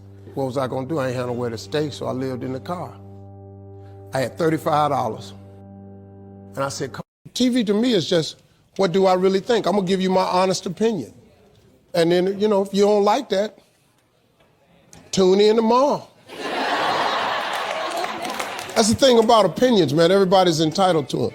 I was watching Joel Osteen on TV one day, and he said, people's opinion of you is none of your business, nor should you make it yours. You get in a lot of trouble worrying about what somebody think about you, when really, what difference do it make? Whether they wrong or right, what difference do it make? The majority of people who have a negative viewpoint of you really don't even know you. What I found about being successful is, it wasn't me who changed. It was people's opinion of me that changed. You know, I got more, but I'm the same dude. But your opinion of me has changed. Now you think I'm all that. When in actuality, I really am humbled by all this. I really can't believe God let me have this. I really do understand that I am here but by the grace of God. I'm clear about that. I am so clear about that. It ain't me. It's not me. See, I know the decisions I made, and I know how it got me where I got to. I know how my life turned out when I gave it over to Him. I gave my life to God. Now, I may not be the Christian you think I ought to be, but once again, your opinion of me, it doesn't matter to me. I've just learned not to allow people opinion of me to bother me or stop me. Publicly, man, I've been ridiculed and ate alive on that internet. You this, he think he this, I can't stand him. He this, he that. You know, I've been everything on the internet. I don't care. When you get through reading that stuff, cut your TV on. Turn it to almost any channel you want to. 7 days a week. The little dude that you keep hating on, that God I serve, he ain't hated me yet. He ain't hated me not now time. And I've discovered something. Look, man, what God got for you, nobody, no hater, no employer, no co-worker can stop nothing God has for you. God is in the blessing business, but better than that, He's in the forgiving business. See, if God wasn't a forgiving God, I'm not here today. But God had to forgive me over and over and over and over and over and over and over. I can't count the times He done forgave me. See, I just never let my failures define me. See, when you make a mistake, just get up and go again. What you tripping for? I made public mistakes, man. Let me tell you something, man. When Miss Universe, I have to apologize. I took that myself. You know how many people wrote me off? You know how many letters I got from TV execs? We're proud of you for doing the right thing, but oh my God, a horrible mistake. I hope you're gonna be okay. You hope I'm gonna be, my career over because of that? People wrote me off. You know what, I just got up. I kept coming to work. I'm back. I just kept coming. I kept showing up. Because eventually, well, what you gonna do? The time has come. You know, my father used to always tell me something. You're gonna either get over it or die mad. You got two choices. You can get past it or you can die mad. Now, if you wanna die mad, carry your ass on and just die mad. But God forgave me, so I got up and I kept going. Your mistakes don't define you. Life is 10% what happened to you, is 90% what you do about it. I just stood up like I had some dignity. And I just kept performing, kept telling jokes, kept entertaining people. To the part now where it don't even matter. That pageant is the biggest pageant they've ever had. Everybody tune in and see who the I'm gonna say this year.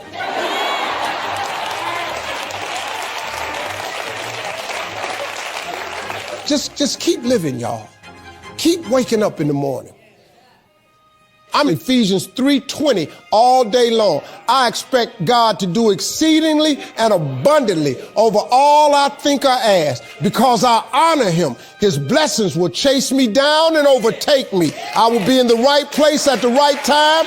People will go out of their way to be good to me, because that is my declaration as a servant of the Lord. I'm his child. I am an imperfect soldier for Christ. That's what I am. I'm an imperfect soldier for Christ. I'm in the army of the Lord, but I have a role to play. Thank y'all for coming, everybody.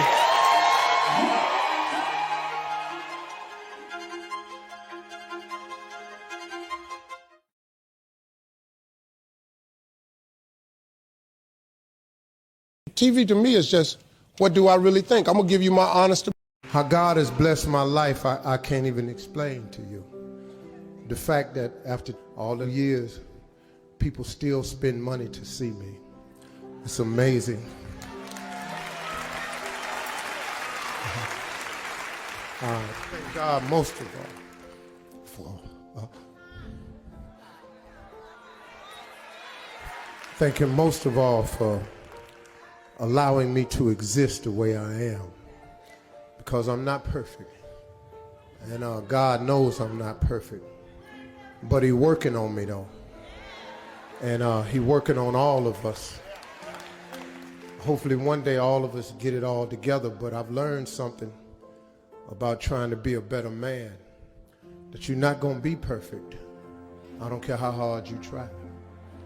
My strong suggestion to everybody is to just get over there next to God just like you are, with all your problems, all your hang-ups, everything you hooked on, everything you dealing with, all the lies, the drugs, the alcohol, whatever it is. Just go on over there just like you are, because that's all I did. I quit trying to fix myself up, man. I just went over there and stood next to God just like I was. And I am a living witness that God will accept you just how you are and bless you anyway if you just come on over there. I want all of y'all to think about that. I ain't nobody that you can follow, make it to heaven or nothing like that. I do a lot of wrong in my life, but I try to share with people on the radio show to just think about God. I've been telling jokes 22 years. For me to be selling out,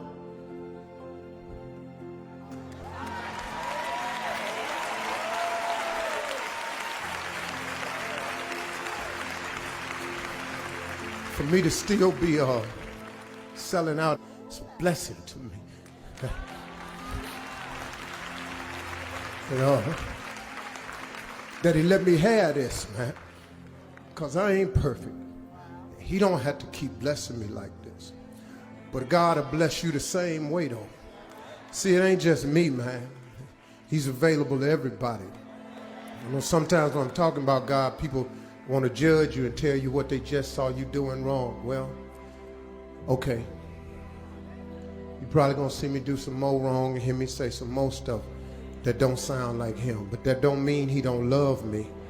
And that don't mean that you don't love him.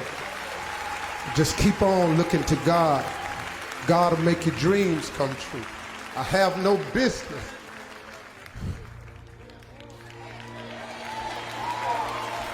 being in this position today. I'm in this position because he's just merciful, man.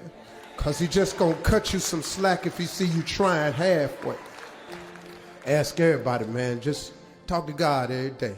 Get your life on track, man. And if you can count the times you done talked to God that day, you ain't talked to him enough. Just holler at him about everything. Every decision you make, talk to God. God will give you blessings that you won't even have room enough to receive. $4 a gallon won't matter to you no more. They can't foreclose on nothing they didn't give you. Can't nobody take nothing from you once God give it to you. Go to God and let God give you something, man. I appreciate y'all coming. Thank you.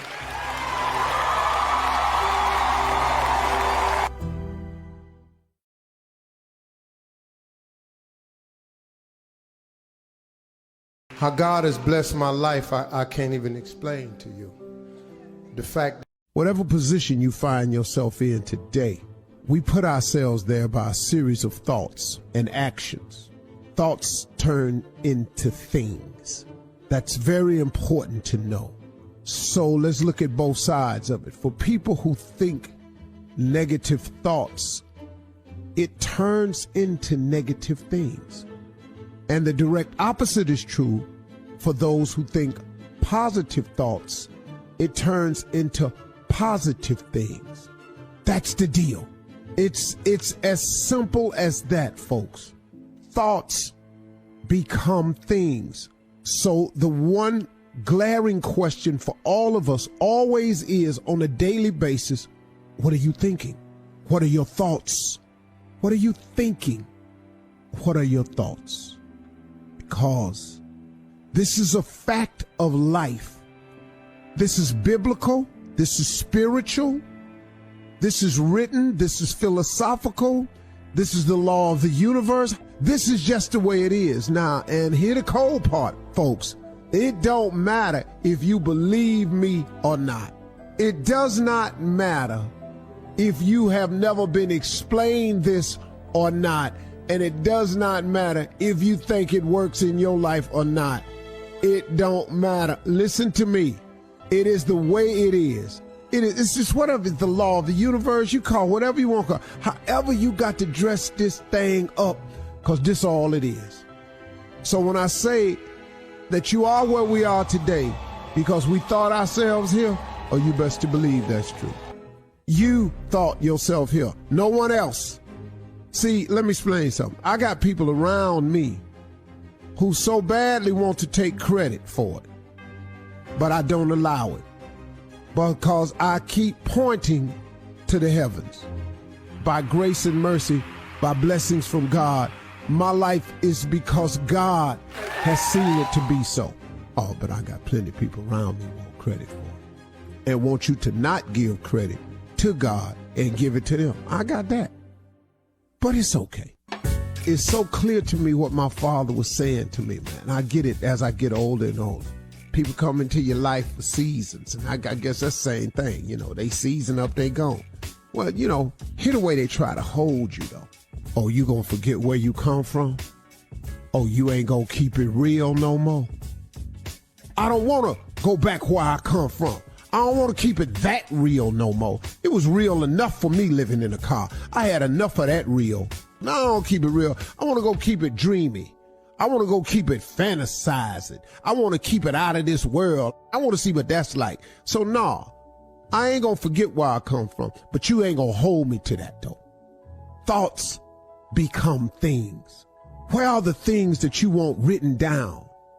What do you think about the most? How grateful are you for what all God has done for you? Where you at with that? If all you thinking about is your debt, if all you thinking about is what you ain't got, if all you thinking about is every time I turn around I'm sick, if all you thinking about is the things in life that you're lacking, and if thoughts become things, how much debt you think you gonna stay in? How much lacking you think you finna fill your life with? How much more stuff you finna not have? Cause you keep thinking about it all the time. When you gonna be grateful? When you gonna say thank you? When it's gonna come out your mouth, man, that I may not be where I wanna be, but I sure am grateful for what you've given me so far, for the things I have today, because I don't have to have these things. You know what that does? That then opens up room for more stuff to come your way to be grateful for.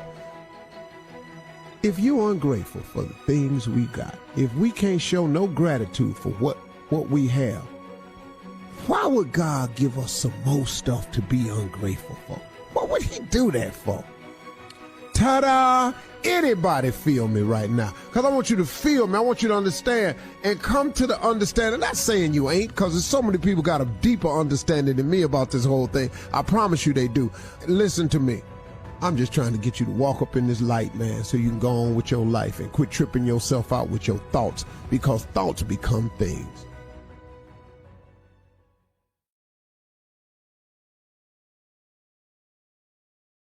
Whatever position you find yourself in today. First time ever in a comedy club, I won $50. I only went on a dare. I cried all the way from the comedy club to my house. The girl I was with named Gladys Jacobs said, "Why you crying? It ain't but $50. I said, no, you don't understand. I was born tonight. Well, I've been asking God my whole life, what's my purpose? I need to find something that I do. I won $50 first time in the comedy club. I went to work the next day, October 9th, and quit my job with $50 in my pocket. Married, twins, $50. My ex-wife said, "You can't do that. That's foolishness." Her mother told me, "You're not even funny." My mother told me, "Boy, you don't do stuff like that. You work like your daddy and your brothers." I said, "No, Mama, this is what I was born to do." And my mother was saved and, Sunday school teacher, so I believed everything my mama told me. But this one time I said, "Mama, I got to go try this." I said, "This is it for me." I said, "If I don't do this, what I'm gonna do?" She said, "You're gonna work like your daddy did. Your daddy worked hard." I said, "Okay, well, I just work hard, but I'm gonna go be something." The only person in my family that believed in me was my father. He said, "Boy, if you think you can make it, go ahead. Now, if you need some help, I'll give you 100 every now and then." And I've done nothing since that day except tell jokes. Now, I got in a lot of trouble. By the time I was 30, I was homeless. Because the first year in comedy, I only made $3,500. The next year, I made $5,000. The third year in comedy, I made $6,800. You get homeless real fast like that. So I was trying to make my little money and send it to my wife and kids, but it wasn't enough. So I would just keep $25, enough to stay out there and get to the next gig. And, it didn't work for me for 3 years. I lived in my car. You have to take chances in life. If you want your life to be something special, you eventually have to take a chance. You can't do normal things and expect extraordinary results. It doesn't work that way. You have to take an exceptional chance one time. And it's gonna cost you something that you care deeply about. Bishop Jakes told me one time, he said, in order to get to the next level in life, you can see where you wanna go, but it's a glass ceiling. The reason you can see it is because it's a glass ceiling. In order to break through a glass ceiling, you're gonna have to shatter the glass. Anytime you shatter the glass, it's gonna be blood shed. And the blood that you shed is gonna be something that you care deeply about. So if you are not willing to shed something you care deeply about, you cannot go to the next level. Most people let their family keep them from going to the next level. Some people, your friends. Some people, it's your job, your position keeps you from going to the next level. But if you go to work every day and you ain't happy, if you don't wake up overjoyed to go to work, that ain't no life, man. You got the wrong job. And you know why you got the wrong job? Because you ain't living in your gift. You only find peace and happiness when you live in your gift, the thing God created you to be. If you don't ever do what God created you to be, man, you'll never be content. You'll be miserable. All the time I was miserable. For 27 years, misery. I couldn't figure it out until I won that money. I won $50. Just 50, but changed my whole life. I made a lot more since that 50. But guess what? I still tell jokes. So all these is jokes. If I don't be nothing else, I'm gonna be funny. That's the deal, ain't it? If you hire me, you're gonna get these jokes. Because that's my gift. What you want me to do? They hired me to speak at this insurance company one time. All these bigwigs sitting there. So I started telling jokes. The audience was dying laughing. This guy came up to me and said, "I hired you as a motivational speaker." I said, "That's what I do." "Well, what's the laughing for?" I said, "Because it holds people's attention." I said, "Go ask everybody what they got out of my message today. It ain't gonna be the jokes. It's gonna be something I told you." But you got people that they don't want to hear that. But that's my gift. And if you live in your gift, you'll find your completeness. Until you live in your gift, you cannot be complete. When God created you, he gave you all a gift. All of you in here are gifted. You are gifted people. What is your gift? Your gift is the thing that you do the absolute best with the least amount of effort. Once you identify that, your life changes. God takes you to new heights. You find peace, you find joy.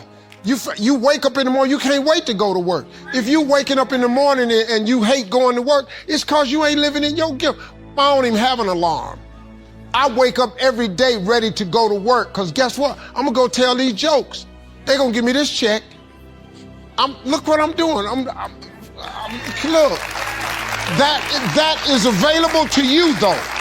That God that created you has that same thing available to you. Every last one of you. I bet he do. I dare you to try it. I dare you.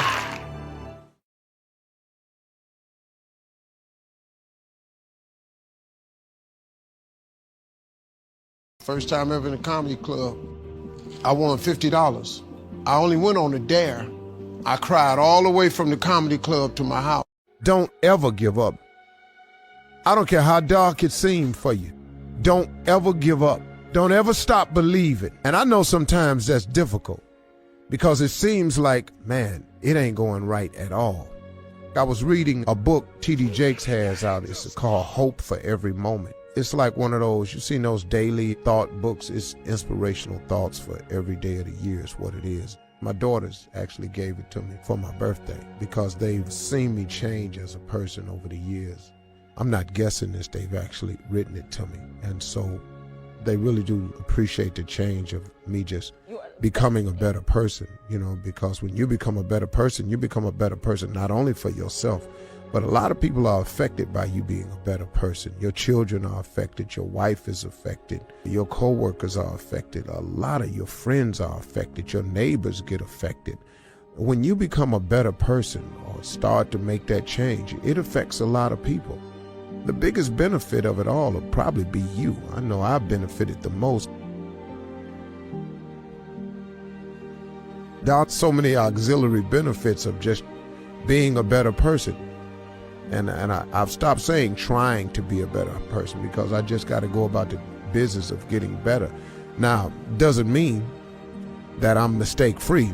That's not what that is. And it doesn't mean I don't still need encouragement and I won't fall and make a lot more mistakes, because I will. But I find, man, in these books that they give me, I find so many inspirational things. And this morning when I decided to say to everybody, don't ever give up, because I know how difficult it can be, because I do understand, man, that we will all face moments and challenges in our life that's going to require us to just hold on. I wanted to encourage everybody. In this book I read, it says, well, it didn't say it, but I'm paraphrasing it now. If you ever felt like you can't find him nowhere, I mean, you ever been in a hole so dark and a situation so bad, you just felt like, man, I just can't find him nowhere, or I can't find him where I thought he would be. I've actually felt that before. And I was thinking, man, well, okay, Steve, well, maybe a lot of people have been feeling that way. And maybe you ought to share your experience with them. And that's what I'm doing today. You know, maybe you've told yourself that the storm gonna be over soon. See, this is the one that I used to do all the time. I used to say, man, the storm gonna be over soon. And then the sun came out and then it just left. Okay, hold on. Then the sun came out and then it just left. And then the rains just keep coming. Sometimes, man, you just go, wow. And it almost feels like God done missed his appointment. Okay. See, this is why I used to really get in trouble. I used to think, man, okay, is he not listening to me? Does he not hear me? Because I'm not only calling, I'm actually crying. I'm crying out. And I want this to be fixed now. You know, I used to think, okay, man, I've been praying about this. I've been going through this. Okay, I done said I give. I done already said I get the message. I've done said I get the point. Man, I was wrong. Do I have to keep getting beat like this? Ain't I paid enough for my wrong decision? I used to just think like that. I think he'd have moved on it by now. But what I want y'all to remember is that, and this is what I read in this book. In the book it said that God doesn't synchronize his clock by your little mortal watch. God don't synchronize his clock by your little watch you got on your wrist. God is in control of this whole thing. He does not move in a timely basis according to what you got to have. Now, he gonna fix it for you. He gonna get it together for you. but it's in his time because he doing a whole lot of shaping and moving. And what I had to learn about when I was praying for stuff was, it ain't just me that's affected. Remember at the top where I said when you become a better person, it affects everybody? Well, guess what? When God answers a prayer, it affects everybody. See, everybody got to learn lessons along the way. And maybe he got you going through a little bit more than what it looks like they going through, because he never puts more on you than you can bear. And so he puts you in a situation that you can handle. So what you got to do is, since God don't synchronize his clock by your little mortal watch, he got a set time that he gonna bless you. The key for you is to hold on. That's the key for you, is to hold on.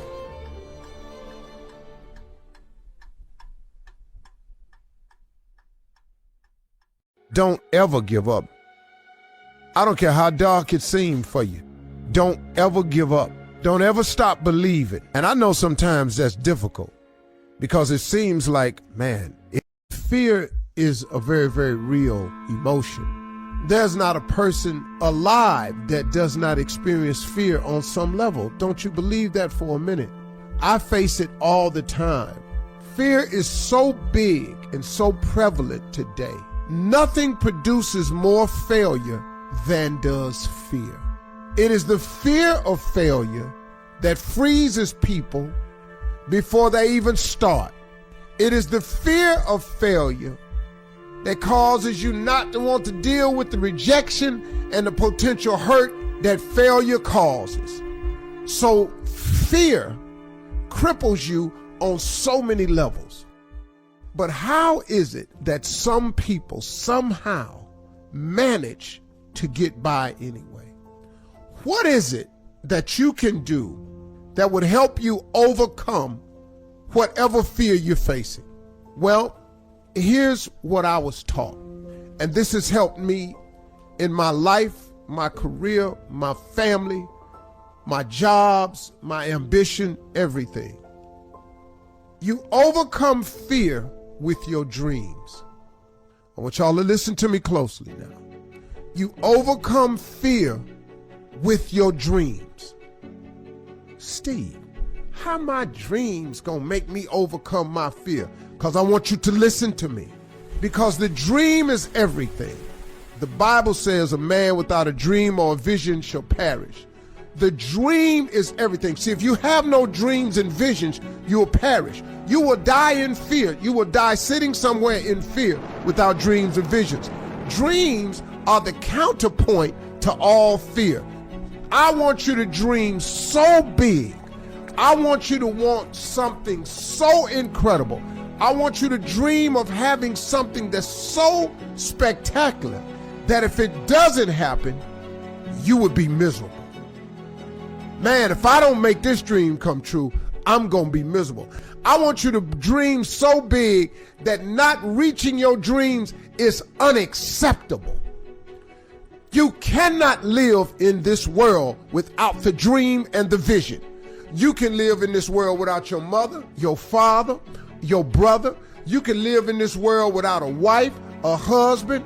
You can live in this world without a lot of things. But what you cannot live in this world without is dreams and visions. You will perish without those things. You have to dream of something and want something. That's what keeps pushing you forward.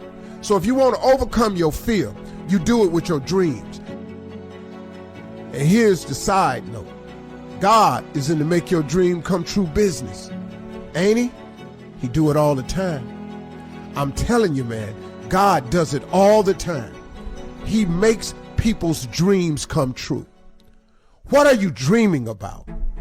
Explore what you're really dreaming about so you can lose your fear. You're afraid to open your business because if your business fails, you'll lose the money you saved, and you won't open your business because you might lose your job when your boss find out. Dream bigger. Dream of what opening that business could do for you. The feeling of freedom that you would have, the extra money you could make, what you could do for your family, the things you could leave a legacy of. Maybe your dream ain't big enough. Maybe you got the dream of owning a large company, maybe a mom and pop store. Maybe you dream of climbing the corporate ladder. Maybe you're dreaming of becoming the supervisor or the CEO of the company. You got to dream so big that if this dream don't happen, you'll be miserable. Once you can do that, you can press through your fears. You can move forward. You can get on with it. I'm telling y'all, I was taught this. Dream so big that you can't imagine your life without living your dreams. And then guess what?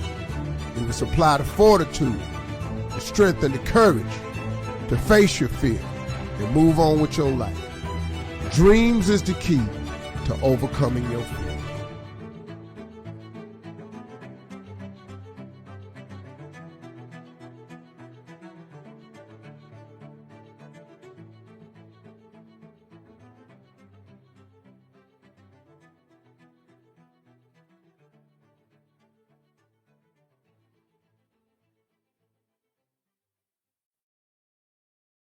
Fear is a very, very real emotion. Don't get stuck on yourself. You could be wrong, you know. People have a tendency to, once they make a decision about something, or once they decide to go a certain path, they go against everything. Anything anybody says, any other ruling they may come across, they shun advice. I made the decision, I'm gonna do it anyway. Don't get stuck on yourself. You could be wrong, you know. Now here's a surefire way to tell if you're wrong. If you don't see any movement in the direction you've chosen, if you feel as though you're in a rut, if the wall you're climbing seems so insurmountable that you ain't even moving an inch, and every time you turn around, you keep getting knocked back down. Don't get stuck on yourself. You know, you could be wrong, you know. That's why it's important for people to always be open to the reinvention of yourself. You cannot be afraid to reinvent yourself. In other words, you can't be afraid to change. Change is necessary when it comes to growth. There is no growth without change. If you're climbing and you're making no headway, could it be the wrong direction? Could you have possibly made the wrong choice? Don't get stuck on yourself. It's okay to forgive yourself. It's okay to let yourself off the hook. It's even smarter sometimes to admit that you were wrong. You ever met somebody ain't ever wrong? Have you ever met somebody you talk to, they ain't ever wrong about nothing, man? It's they way or the highway. I know people like that, stuck on them power trips and all like that. You know what I had to learn how to do? I had to learn how to let them go on them power trips. But listen to this though, you're not taking me on that trip though. You're going on that trip by yourself. I'm going in the right direction. I decided to stop doing business the way I was doing business. I decided to stop to allow business being done around me the way business was being done around me. You know, the best decision I made was to allow for God to have some say-so and to offer me his direction. I have found him to be a better driver than anyone else I know. I have found him to know more about the man he made than anybody else who's merely associated with me. I have found it to be a fact that my maker knows more about the vehicle he created than does anybody else. If your Chevy break, don't you take it to Chevy? You don't take your Ford when it break down to a Toyota dealership. They not gonna know everything that the Ford dealership would know about the vehicle. You know why? Because they're not the maker of it.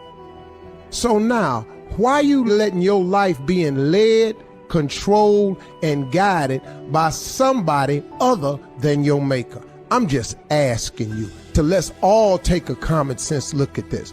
I want you to clearly understand I ain't none of this without him. I wish I could have the guts to reach back there and pat myself on the back for what I've accomplished in my life, because I know for a fact that there is no way that I could have manufactured the life that I have. I could not even have thought of it. There's no way I could have told you that this was the route I was going to take and this is the outcome because of it. I had no idea, no clue The one thing I had, though, was an unshakable faith in God. I just kept believing in him. I kept believing that he had something more for me. And then when I touched base with him and asked him to show me what it is, what he had for me, ta-da, the magic show began. Because you know what he did? He took all my natural abilities that he had given to me, this gift that he gave me, that he poured into me at birth, that same gift that he poured into you at birth. The moment you go to him and let him show you that gift, once he takes what he naturally put in you and put his superpowers on top of that, then you have some supernatural things going on in your life. And you may not be feeling me. I'm cool with that. But I done had some supernatural things happen to me. Every day I wake up, the rewards of my life, the awards of my life, the accomplishments, the how I'm working, the how I manage it all that ain't nothing but God. That ain't nothing but God. You can't even explain this schedule to people. Sometimes when people ask me, Steve, how do you do it? I go, well, this is what I manage my time. Then at the end of when I get through, I say, hey, man, you know what I need to tell y'all for real? It's God. I don't really know. But I'm letting him manage me, so he handling it. He ain't gonna put no more on me than I can bear. Listen to me, y'all. Don't be afraid to reinvent yourself. And remember this, don't get stuck on yourself, because you could be wrong, you know. My vision board changes every couple of years. As I accomplish things, I take it off. Some stuff stay on there. I've had one thing on the vision board for 8 years now. It just hasn't come to pass yet, but it will come to pass. You have to have vision boards. It's very simple. Listen, it's a principle of success. Vision boards are actually a scripture. It's in the Bible. God lays out how to be successful in the Bible. It's all in there. The power of positive thinking is written off the principles of the Bible. The power of positive thinking is built off a Bible verse simply says, a man is as he thinketh. So if you think positive, positive things will happen to you.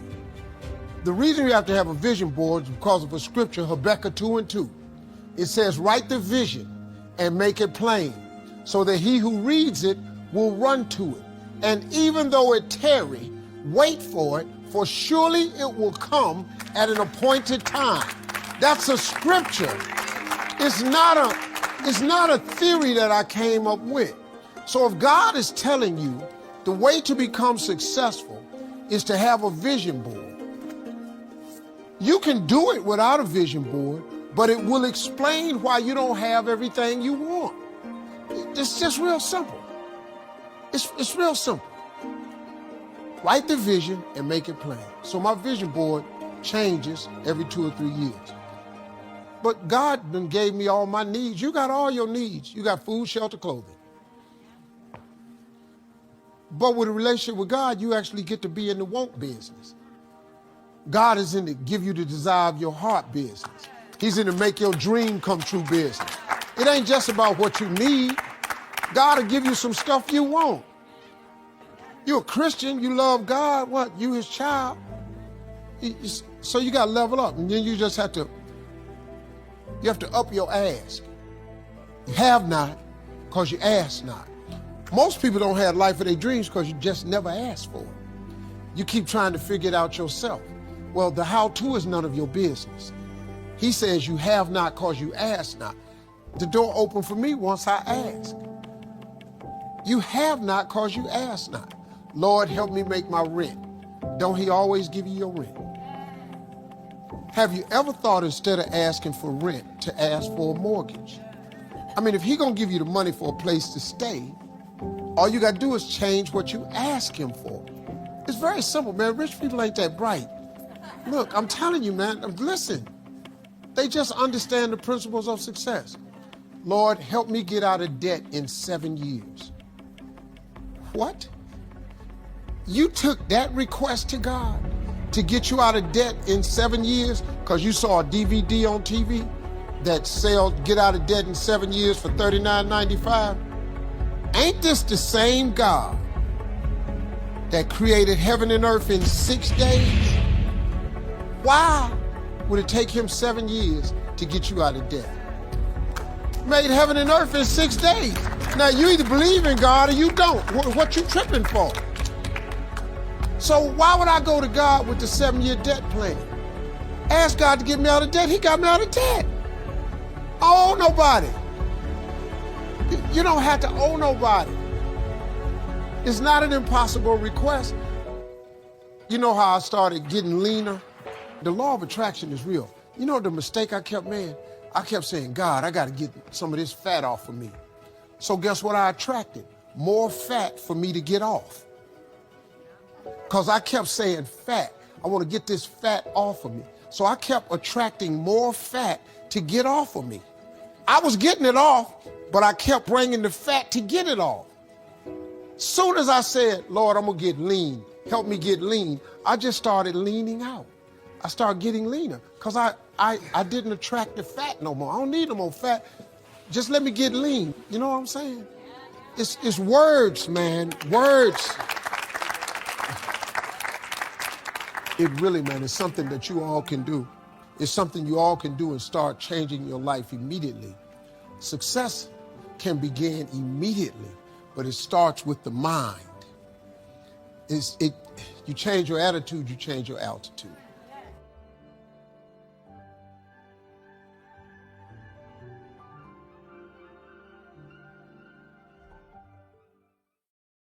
My vision board changes every couple. What I was gonna do. I can't do nothing else. I entertain. I tell jokes. I can't do nothing. I can't draw. Can't paint your house. I don't like fixing cars. I ain't good at math. Can't teach. That's a lawsuit if I get into teaching. Sit the down. Shut your. Can't be a teacher talking like that.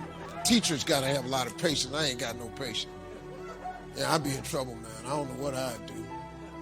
I tried a lot of stuff before I got into comedy, man. I had about 11 jobs before I got into comedy. Out of them 11 jobs, probably 10, 11 jobs, I've probably been fired probably 10, 11 times. I'm not a great employee, man. I'm a hard worker. You know the problem I had, man? I never met a person that I thought was supposed to be my boss. That was my whole problem. I never met the person that I thought should have been in charge of me. I just, I wasn't arrogant. I just never met the person that I thought should be in charge of me. I always had a different spirit. I thought I would be the best person to be the boss, me. I just had to find something I could be the boss. And comedy was it. I didn't need a partner. You ain't got to have a team. It's totally dependent on how you do. It's the only profession that you cannot take a lesson for. You can take a drum lesson, piano lesson. You go to school, be a doctor, dentist, architect. You can go to school, learn how to be a scientist, acting lessons, singing lessons.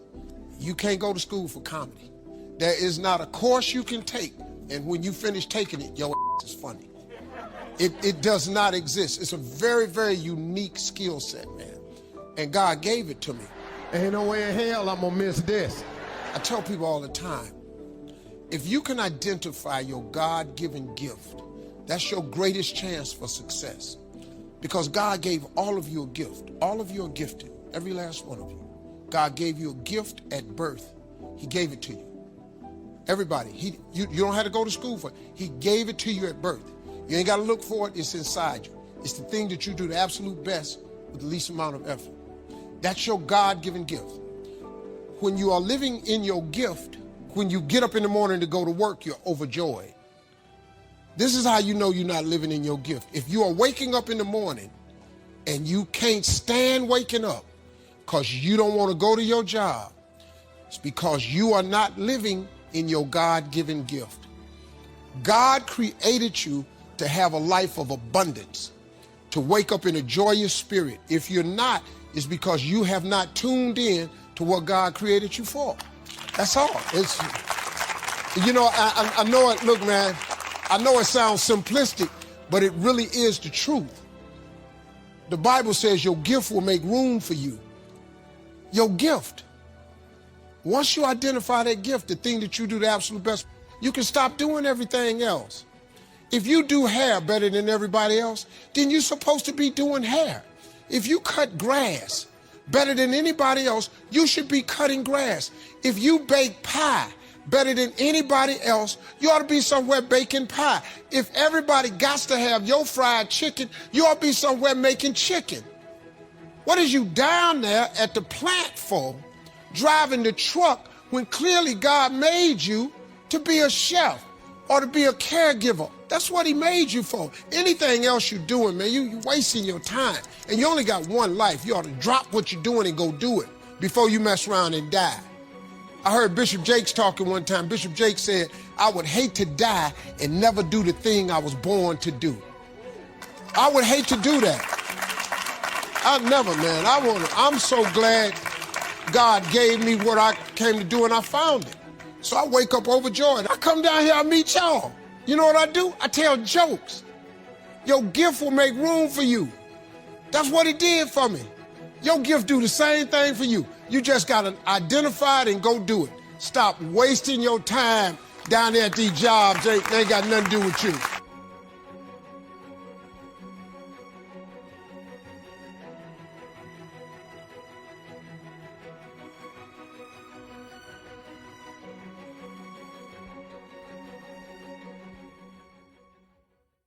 Commit to a path of action today. Not Monday morning, I'm going to start. Why would you start Monday morning when you have today right now? So whatever you're trying to do, man, if you planning on eating right, start today. If you plan on exercising, start today. If you planning on saving, save today. If you planning on having a better relationship with the person you love, start right now. Call them, tell them you love them, tell them you're sorry. That's a good place to start. Everybody wrong. Look, man, God got a great life for you. I kid you not, but you have to get yourself in a position to receive it.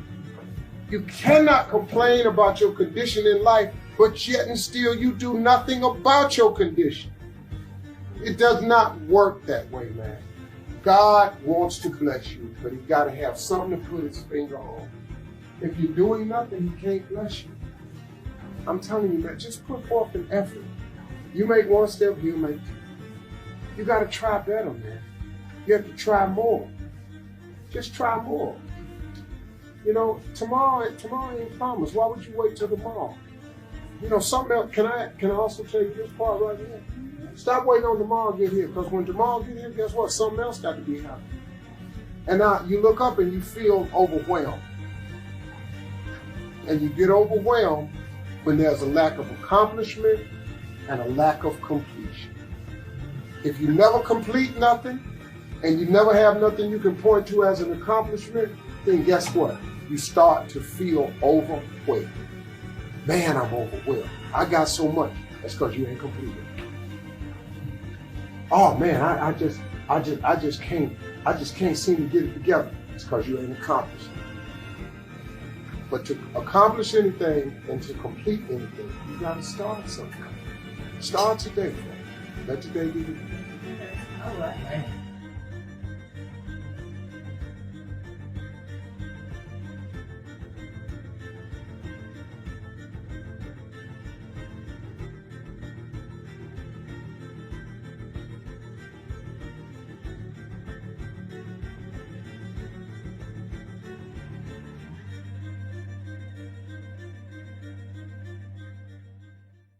Commit to a path of action. You're not supposed to worry about your future. I know that seems difficult, especially for young people, but the thing that I've began to really master is not to worry about tomorrow. There's absolutely nothing you can do about tomorrow, nothing. You don't even know what's going to happen tomorrow. You don't know how it's going to go. When you put worry into tomorrow, you're putting a burden on yourself that you're not built to carry. God designed us to live today. The Lord's Prayer says, give us this day our daily bread. And I ask you nothing about tomorrow, because he wants us to live in today. As a matter of fact, living in today is plenty enough. He broke it down into two pieces. He got the daytime and he got the nighttime. The daytime you put in all your work, and at night you rest. That's your day. If you worry about tomorrow, it accomplishes nothing. You know how many times I've worried about tomorrow, and then when I got there, tomorrow was completely different than I thought it was going to be? And all of that worrying was for nothing. All of that. I was worrying, man, if I don't get this job tomorrow, I don't know what I'm going to do. And then I got there and I didn't get the job. What was the worrying for? Or I got the job. What was the worrying for? Now, the only way to accomplish that is you really got to get into your faith. And if you're not a faith-based person, this thing called life's gonna be really, really difficult. It's already difficult, but you ain't got no God. You don't use prayer. Man, you're in a world of trouble, man. Like, I have a great life, man, because I don't really worry about too much. And I got a lot of challenges, and I haven't always been this way now, you know what I mean? I used to worry about tomorrow, I used to worry myself to death. I don't care. You know how many times they didn't cancel shows of mine? Every time they've canceled a show, God gave me another one. Every time. I got a talk show canceled, a Little Big Shot canceled. They canceled the show. God gave me a Facebook watch show, paid me the same money in 2 weeks that I made in 34 weeks. What? You got to let God do what he's doing. But you got to use your faith, though. You can't allow people to dictate. If you can put that into your equation, folks, faith don't make it easy. Faith makes it possible. You ain't got to worry about it being easy because life's hard, but you just want the possibilities. Anything is possible, man.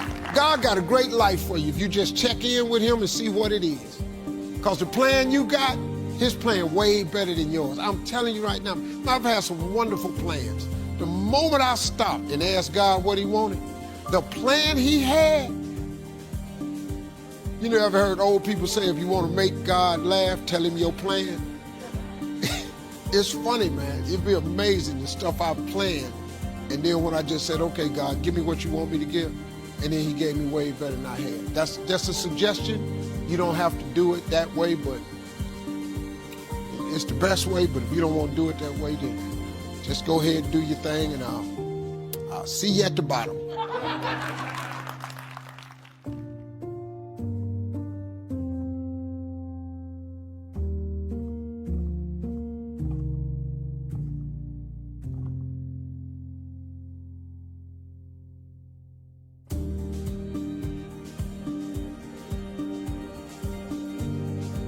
Your gift is the thing that you do the absolute best with the least amount of effort. For me, it was comedy. So once you identify it, then that's the beginning of it. But there's a lot of work to do even after you identify your gift. You know, you can believe you're something all you want, but if you don't work towards it, you're just sitting there, it's gonna be empty. And so that takes me to page 159 in my book, chapter 12. It was called Tale of the Tape. Now, this goes back, so I used to do a little boxing a while back, and the Tale of the Tape was interesting because it was an analysis of each boxer's physical stats. That's, again, about assessing strengths and weaknesses. And in the book is what we all need to do on our path to success. We need to make a tale of tape of ourselves. You got to have an honest assessment of who you are. You got to determine your strengths and weaknesses. You can't give your best if you don't know what your best is. You also need some outside perspective. If you listen to people that's close to you, that have your best interests outside, you can use these outside observers to gain knowledge to assess yourself. And when you reach out to get these outside opinions, be open, keep your emotions in check. But you can't say that, but just keep your emotions in check. Now, from there, you're going to have a good feel about what your strengths and weaknesses are, and you can work on them to build them.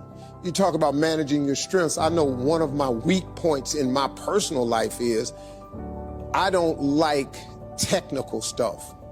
So even though I have to be on Twitter and Instagram and Facebook, I don't care for that. So guess what? I find somebody who loves to do that. You know, I find somebody who has a strength where I have a weakness and I partner with them. All you're trying to do is get to the goal. No one gets there by themselves. Everybody needs help. Now, when you know what you got going for you, be confident, not cocky. Managing your strengths, knowing what they are, and don't let nobody talk you out of it. And that gets you fight ready. You get fight ready like that. You got to know you. Helps you develop your skills. All the while, you're developing your strength. You just got to keep developing the strength. Don't let anybody talk you up. At the same time, you must work on improving your weaknesses.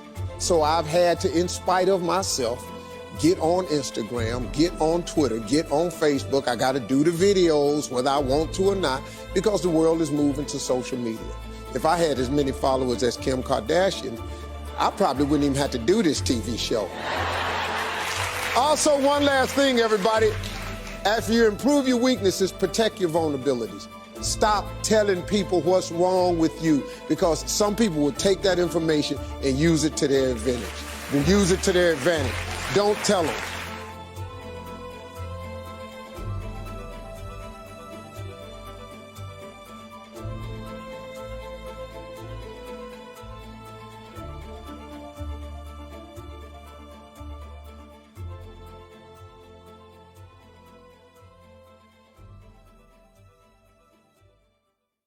Your gift is the thing that you do the absolute best with the least amount of effort. For me, it was comedy. I want to talk to you today about disappointment, because I think that we all have to grapple with disappointment from time to time. The problem with disappointment is that disappointment also, if you don't understand it, can turn so ugly so fast. Too many people allow disappointment to turn into resentment. So many people think that this disappointment for them symbolizes the end. When you allow for disappointment to turn into resentment, and you allow disappointment to turn into the final verdict, you're losing what disappointment actually can become for you. And I want you all to start looking at disappointment as motivation.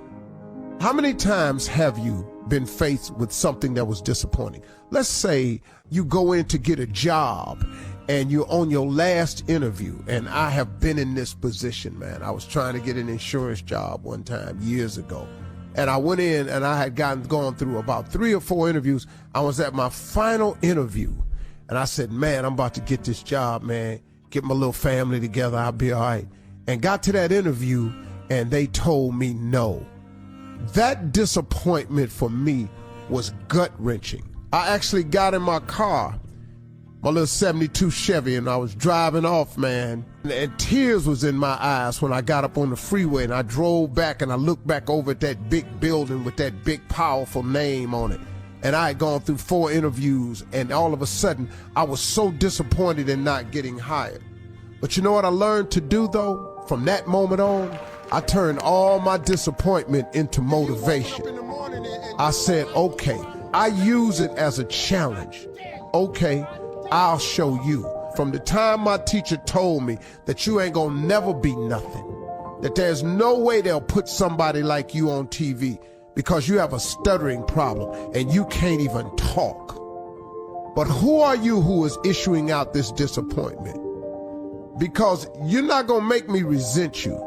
And you're not going to cause me to think that you're denying me this opportunity, or you handing me this bad news of disappointment. I'm not going to allow you to be my final verdict.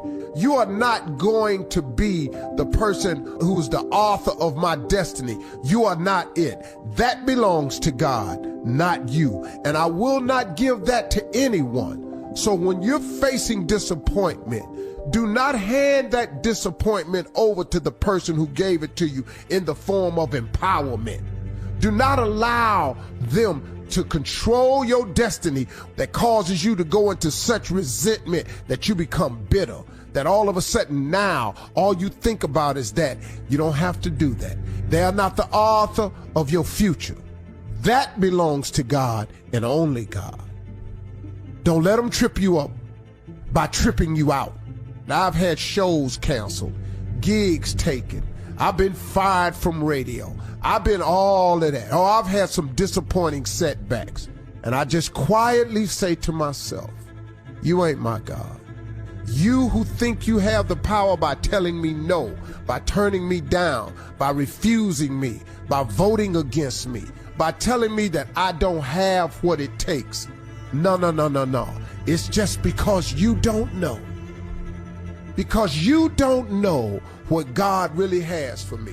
And that ain't your fault. So why bear resentment for these people? Because they are not the author of your destiny. And don't you dare give them that. You take that disappointment and you use it as the motivation. I feel sorry for people who tell me no, because you know what I know? I know they just don't know.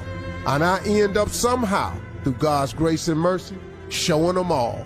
Keep the right attitude, y'all. God got something for you through all your disappointment.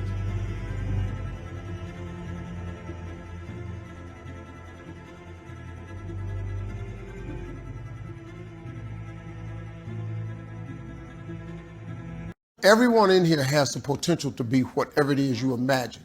Whatever you imagine is what you can have, because God places the life he has for you in your imagination. If you keep seeing yourself owning a business, if you keep seeing yourself with a summer home, if you keep seeing yourself with a big job promotion or the job of your dreams, if you see yourself with 2 homes, that's God putting in your imagination the future that he has for you.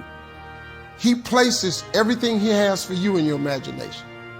He puts it, everything you've been imagining is what God is showing you he has for you. It's just people don't understand that.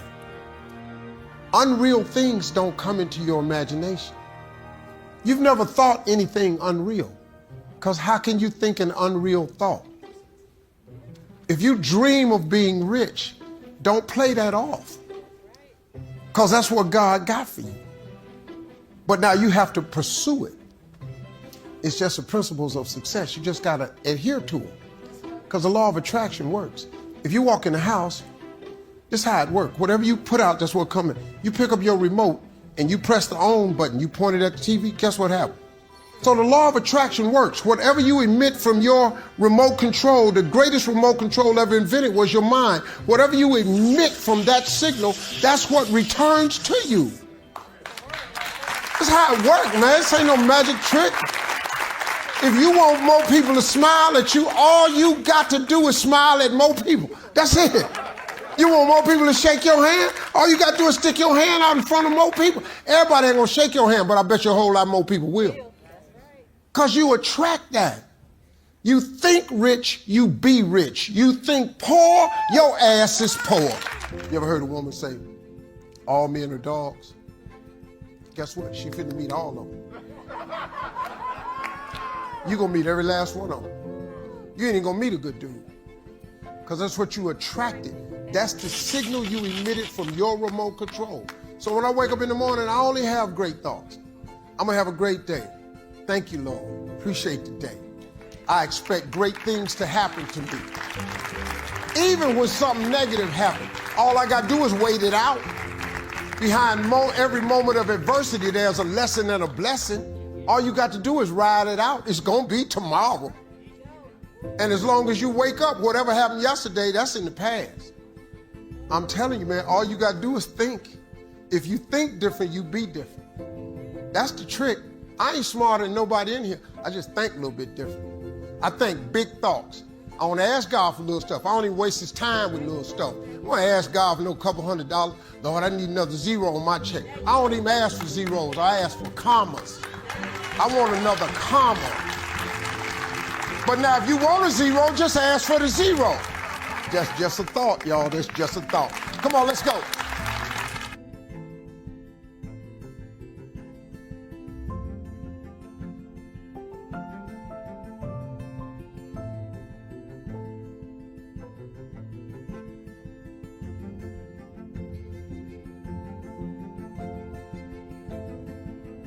Here's the deal. It's hard if you work in a job. It's hard if you own your own business. You have to pick which hard you want. It's hard. if you have any aspirations to be successful, it's hard. But you know what inspired me to become successful? Because when I wasn't successful, I discovered something. It's really hard to be successful. But you know what I also discovered? It's really hard not being successful. That's really hard, man. It's hard not having a career, not having a job, not knowing what you're gonna eat next, not knowing how you're gonna pay your rent, not knowing what your next move is. That's hard. So since it's hard, you as a person just have to make the decision which one of the hards you want. Because it's all hard. But I would rather have something that's hard that has an upside and a benefit than to settle for a life that's hard and ain't no upside and ain't no benefit. Because it's hard. When I was homeless living in a car, it was hard. There was no upside, no benefit. I just said, hold up, man, whoa. I gotta get it together, man. I gotta get on track so I can make this hard count for something. You know, I know that sounds simple, but you'd be surprised how many people don't look at it that way. Well, I don't want to do that. That's hard. Okay, but if you don't do it, it's finna be hard. I won't chase my dream. It's gonna be hard. Okay, don't chase your dream and watch how hard that is to sit in your life and realize that you wanted to do more, but you decided not to. And you got to live with that right there. That's hard, partner. That's really hard. That's really, really hard. I would rather be sick to my stomach, trying as hard as I could to be what God created me to be, than to sit in there and settle in my life and just have a life of mediocrity, man. I am not finna do that. I would rather put all my massive effort into being something than to sit over and have a mediocre life, man, with nothing to explain for it. And then when my life is over, they're at the funeral and ain't nobody got nothing to say. Nah, man, nah. When I leave this world, I want them to talk about what I did. At least he tried. He tried to change somebody. He tried to help somebody. He poured something into young people. He gave. You know, that's what you want to be. You ain't got to be rich or famous to do that either. But you got to matter to some damn body. You got to count to some. Teach kids, do something. But don't just sit in your life and just have nothing, man. Just, I don't want to try that. Why not? You got to try something, man. You got to jump.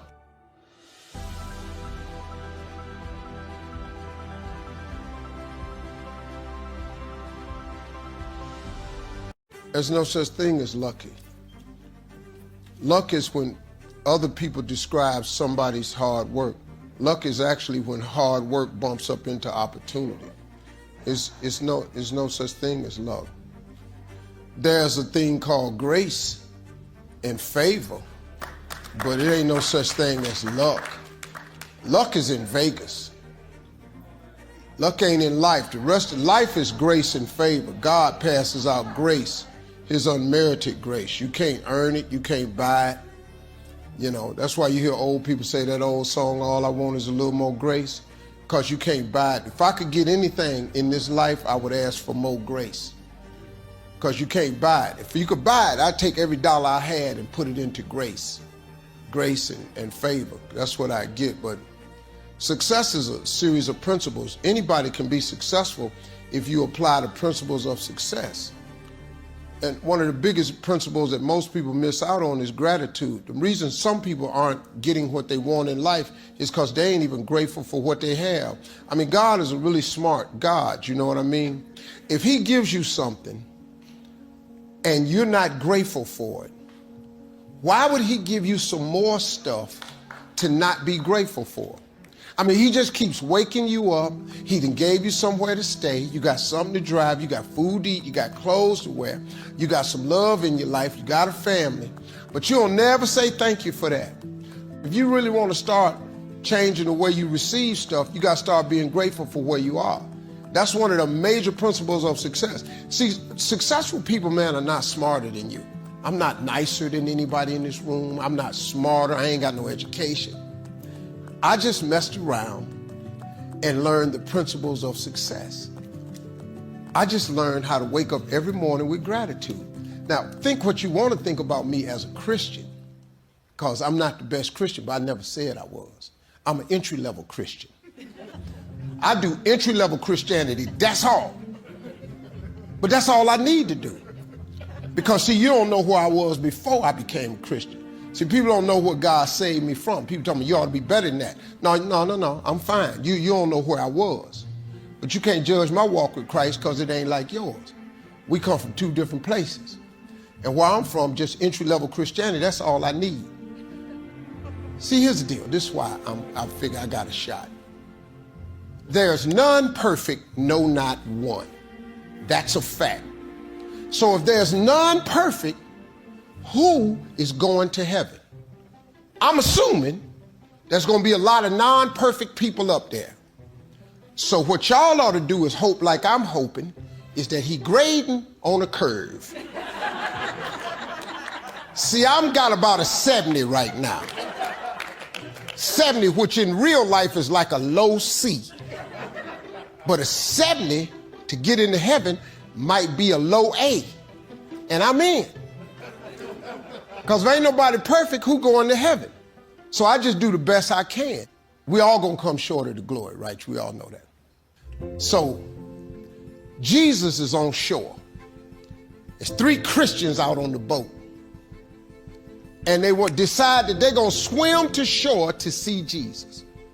First Christian dive in the water, he swam 50 yards, he sank and drowned. The next Christian dives in the water and he swims 150 yards. The last Christian dives in the water and swims 5 feet from the shore. He sinks and he drowns. Which one of them was the better Christian? They all sank and drowned. So what difference does it make if you swam 50, 150, or you got 5 minutes from the shore? You're going to all come short of the glory of God. See, so quit tripping and judging people for where they're at in life. I ain't going to make it to the shore, but guess what? You ain't either.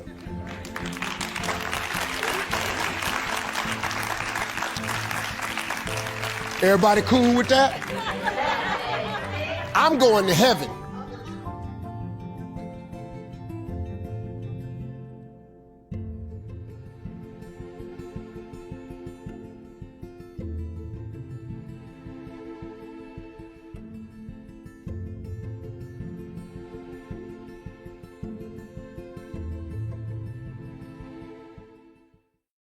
There's no such thing as lucky.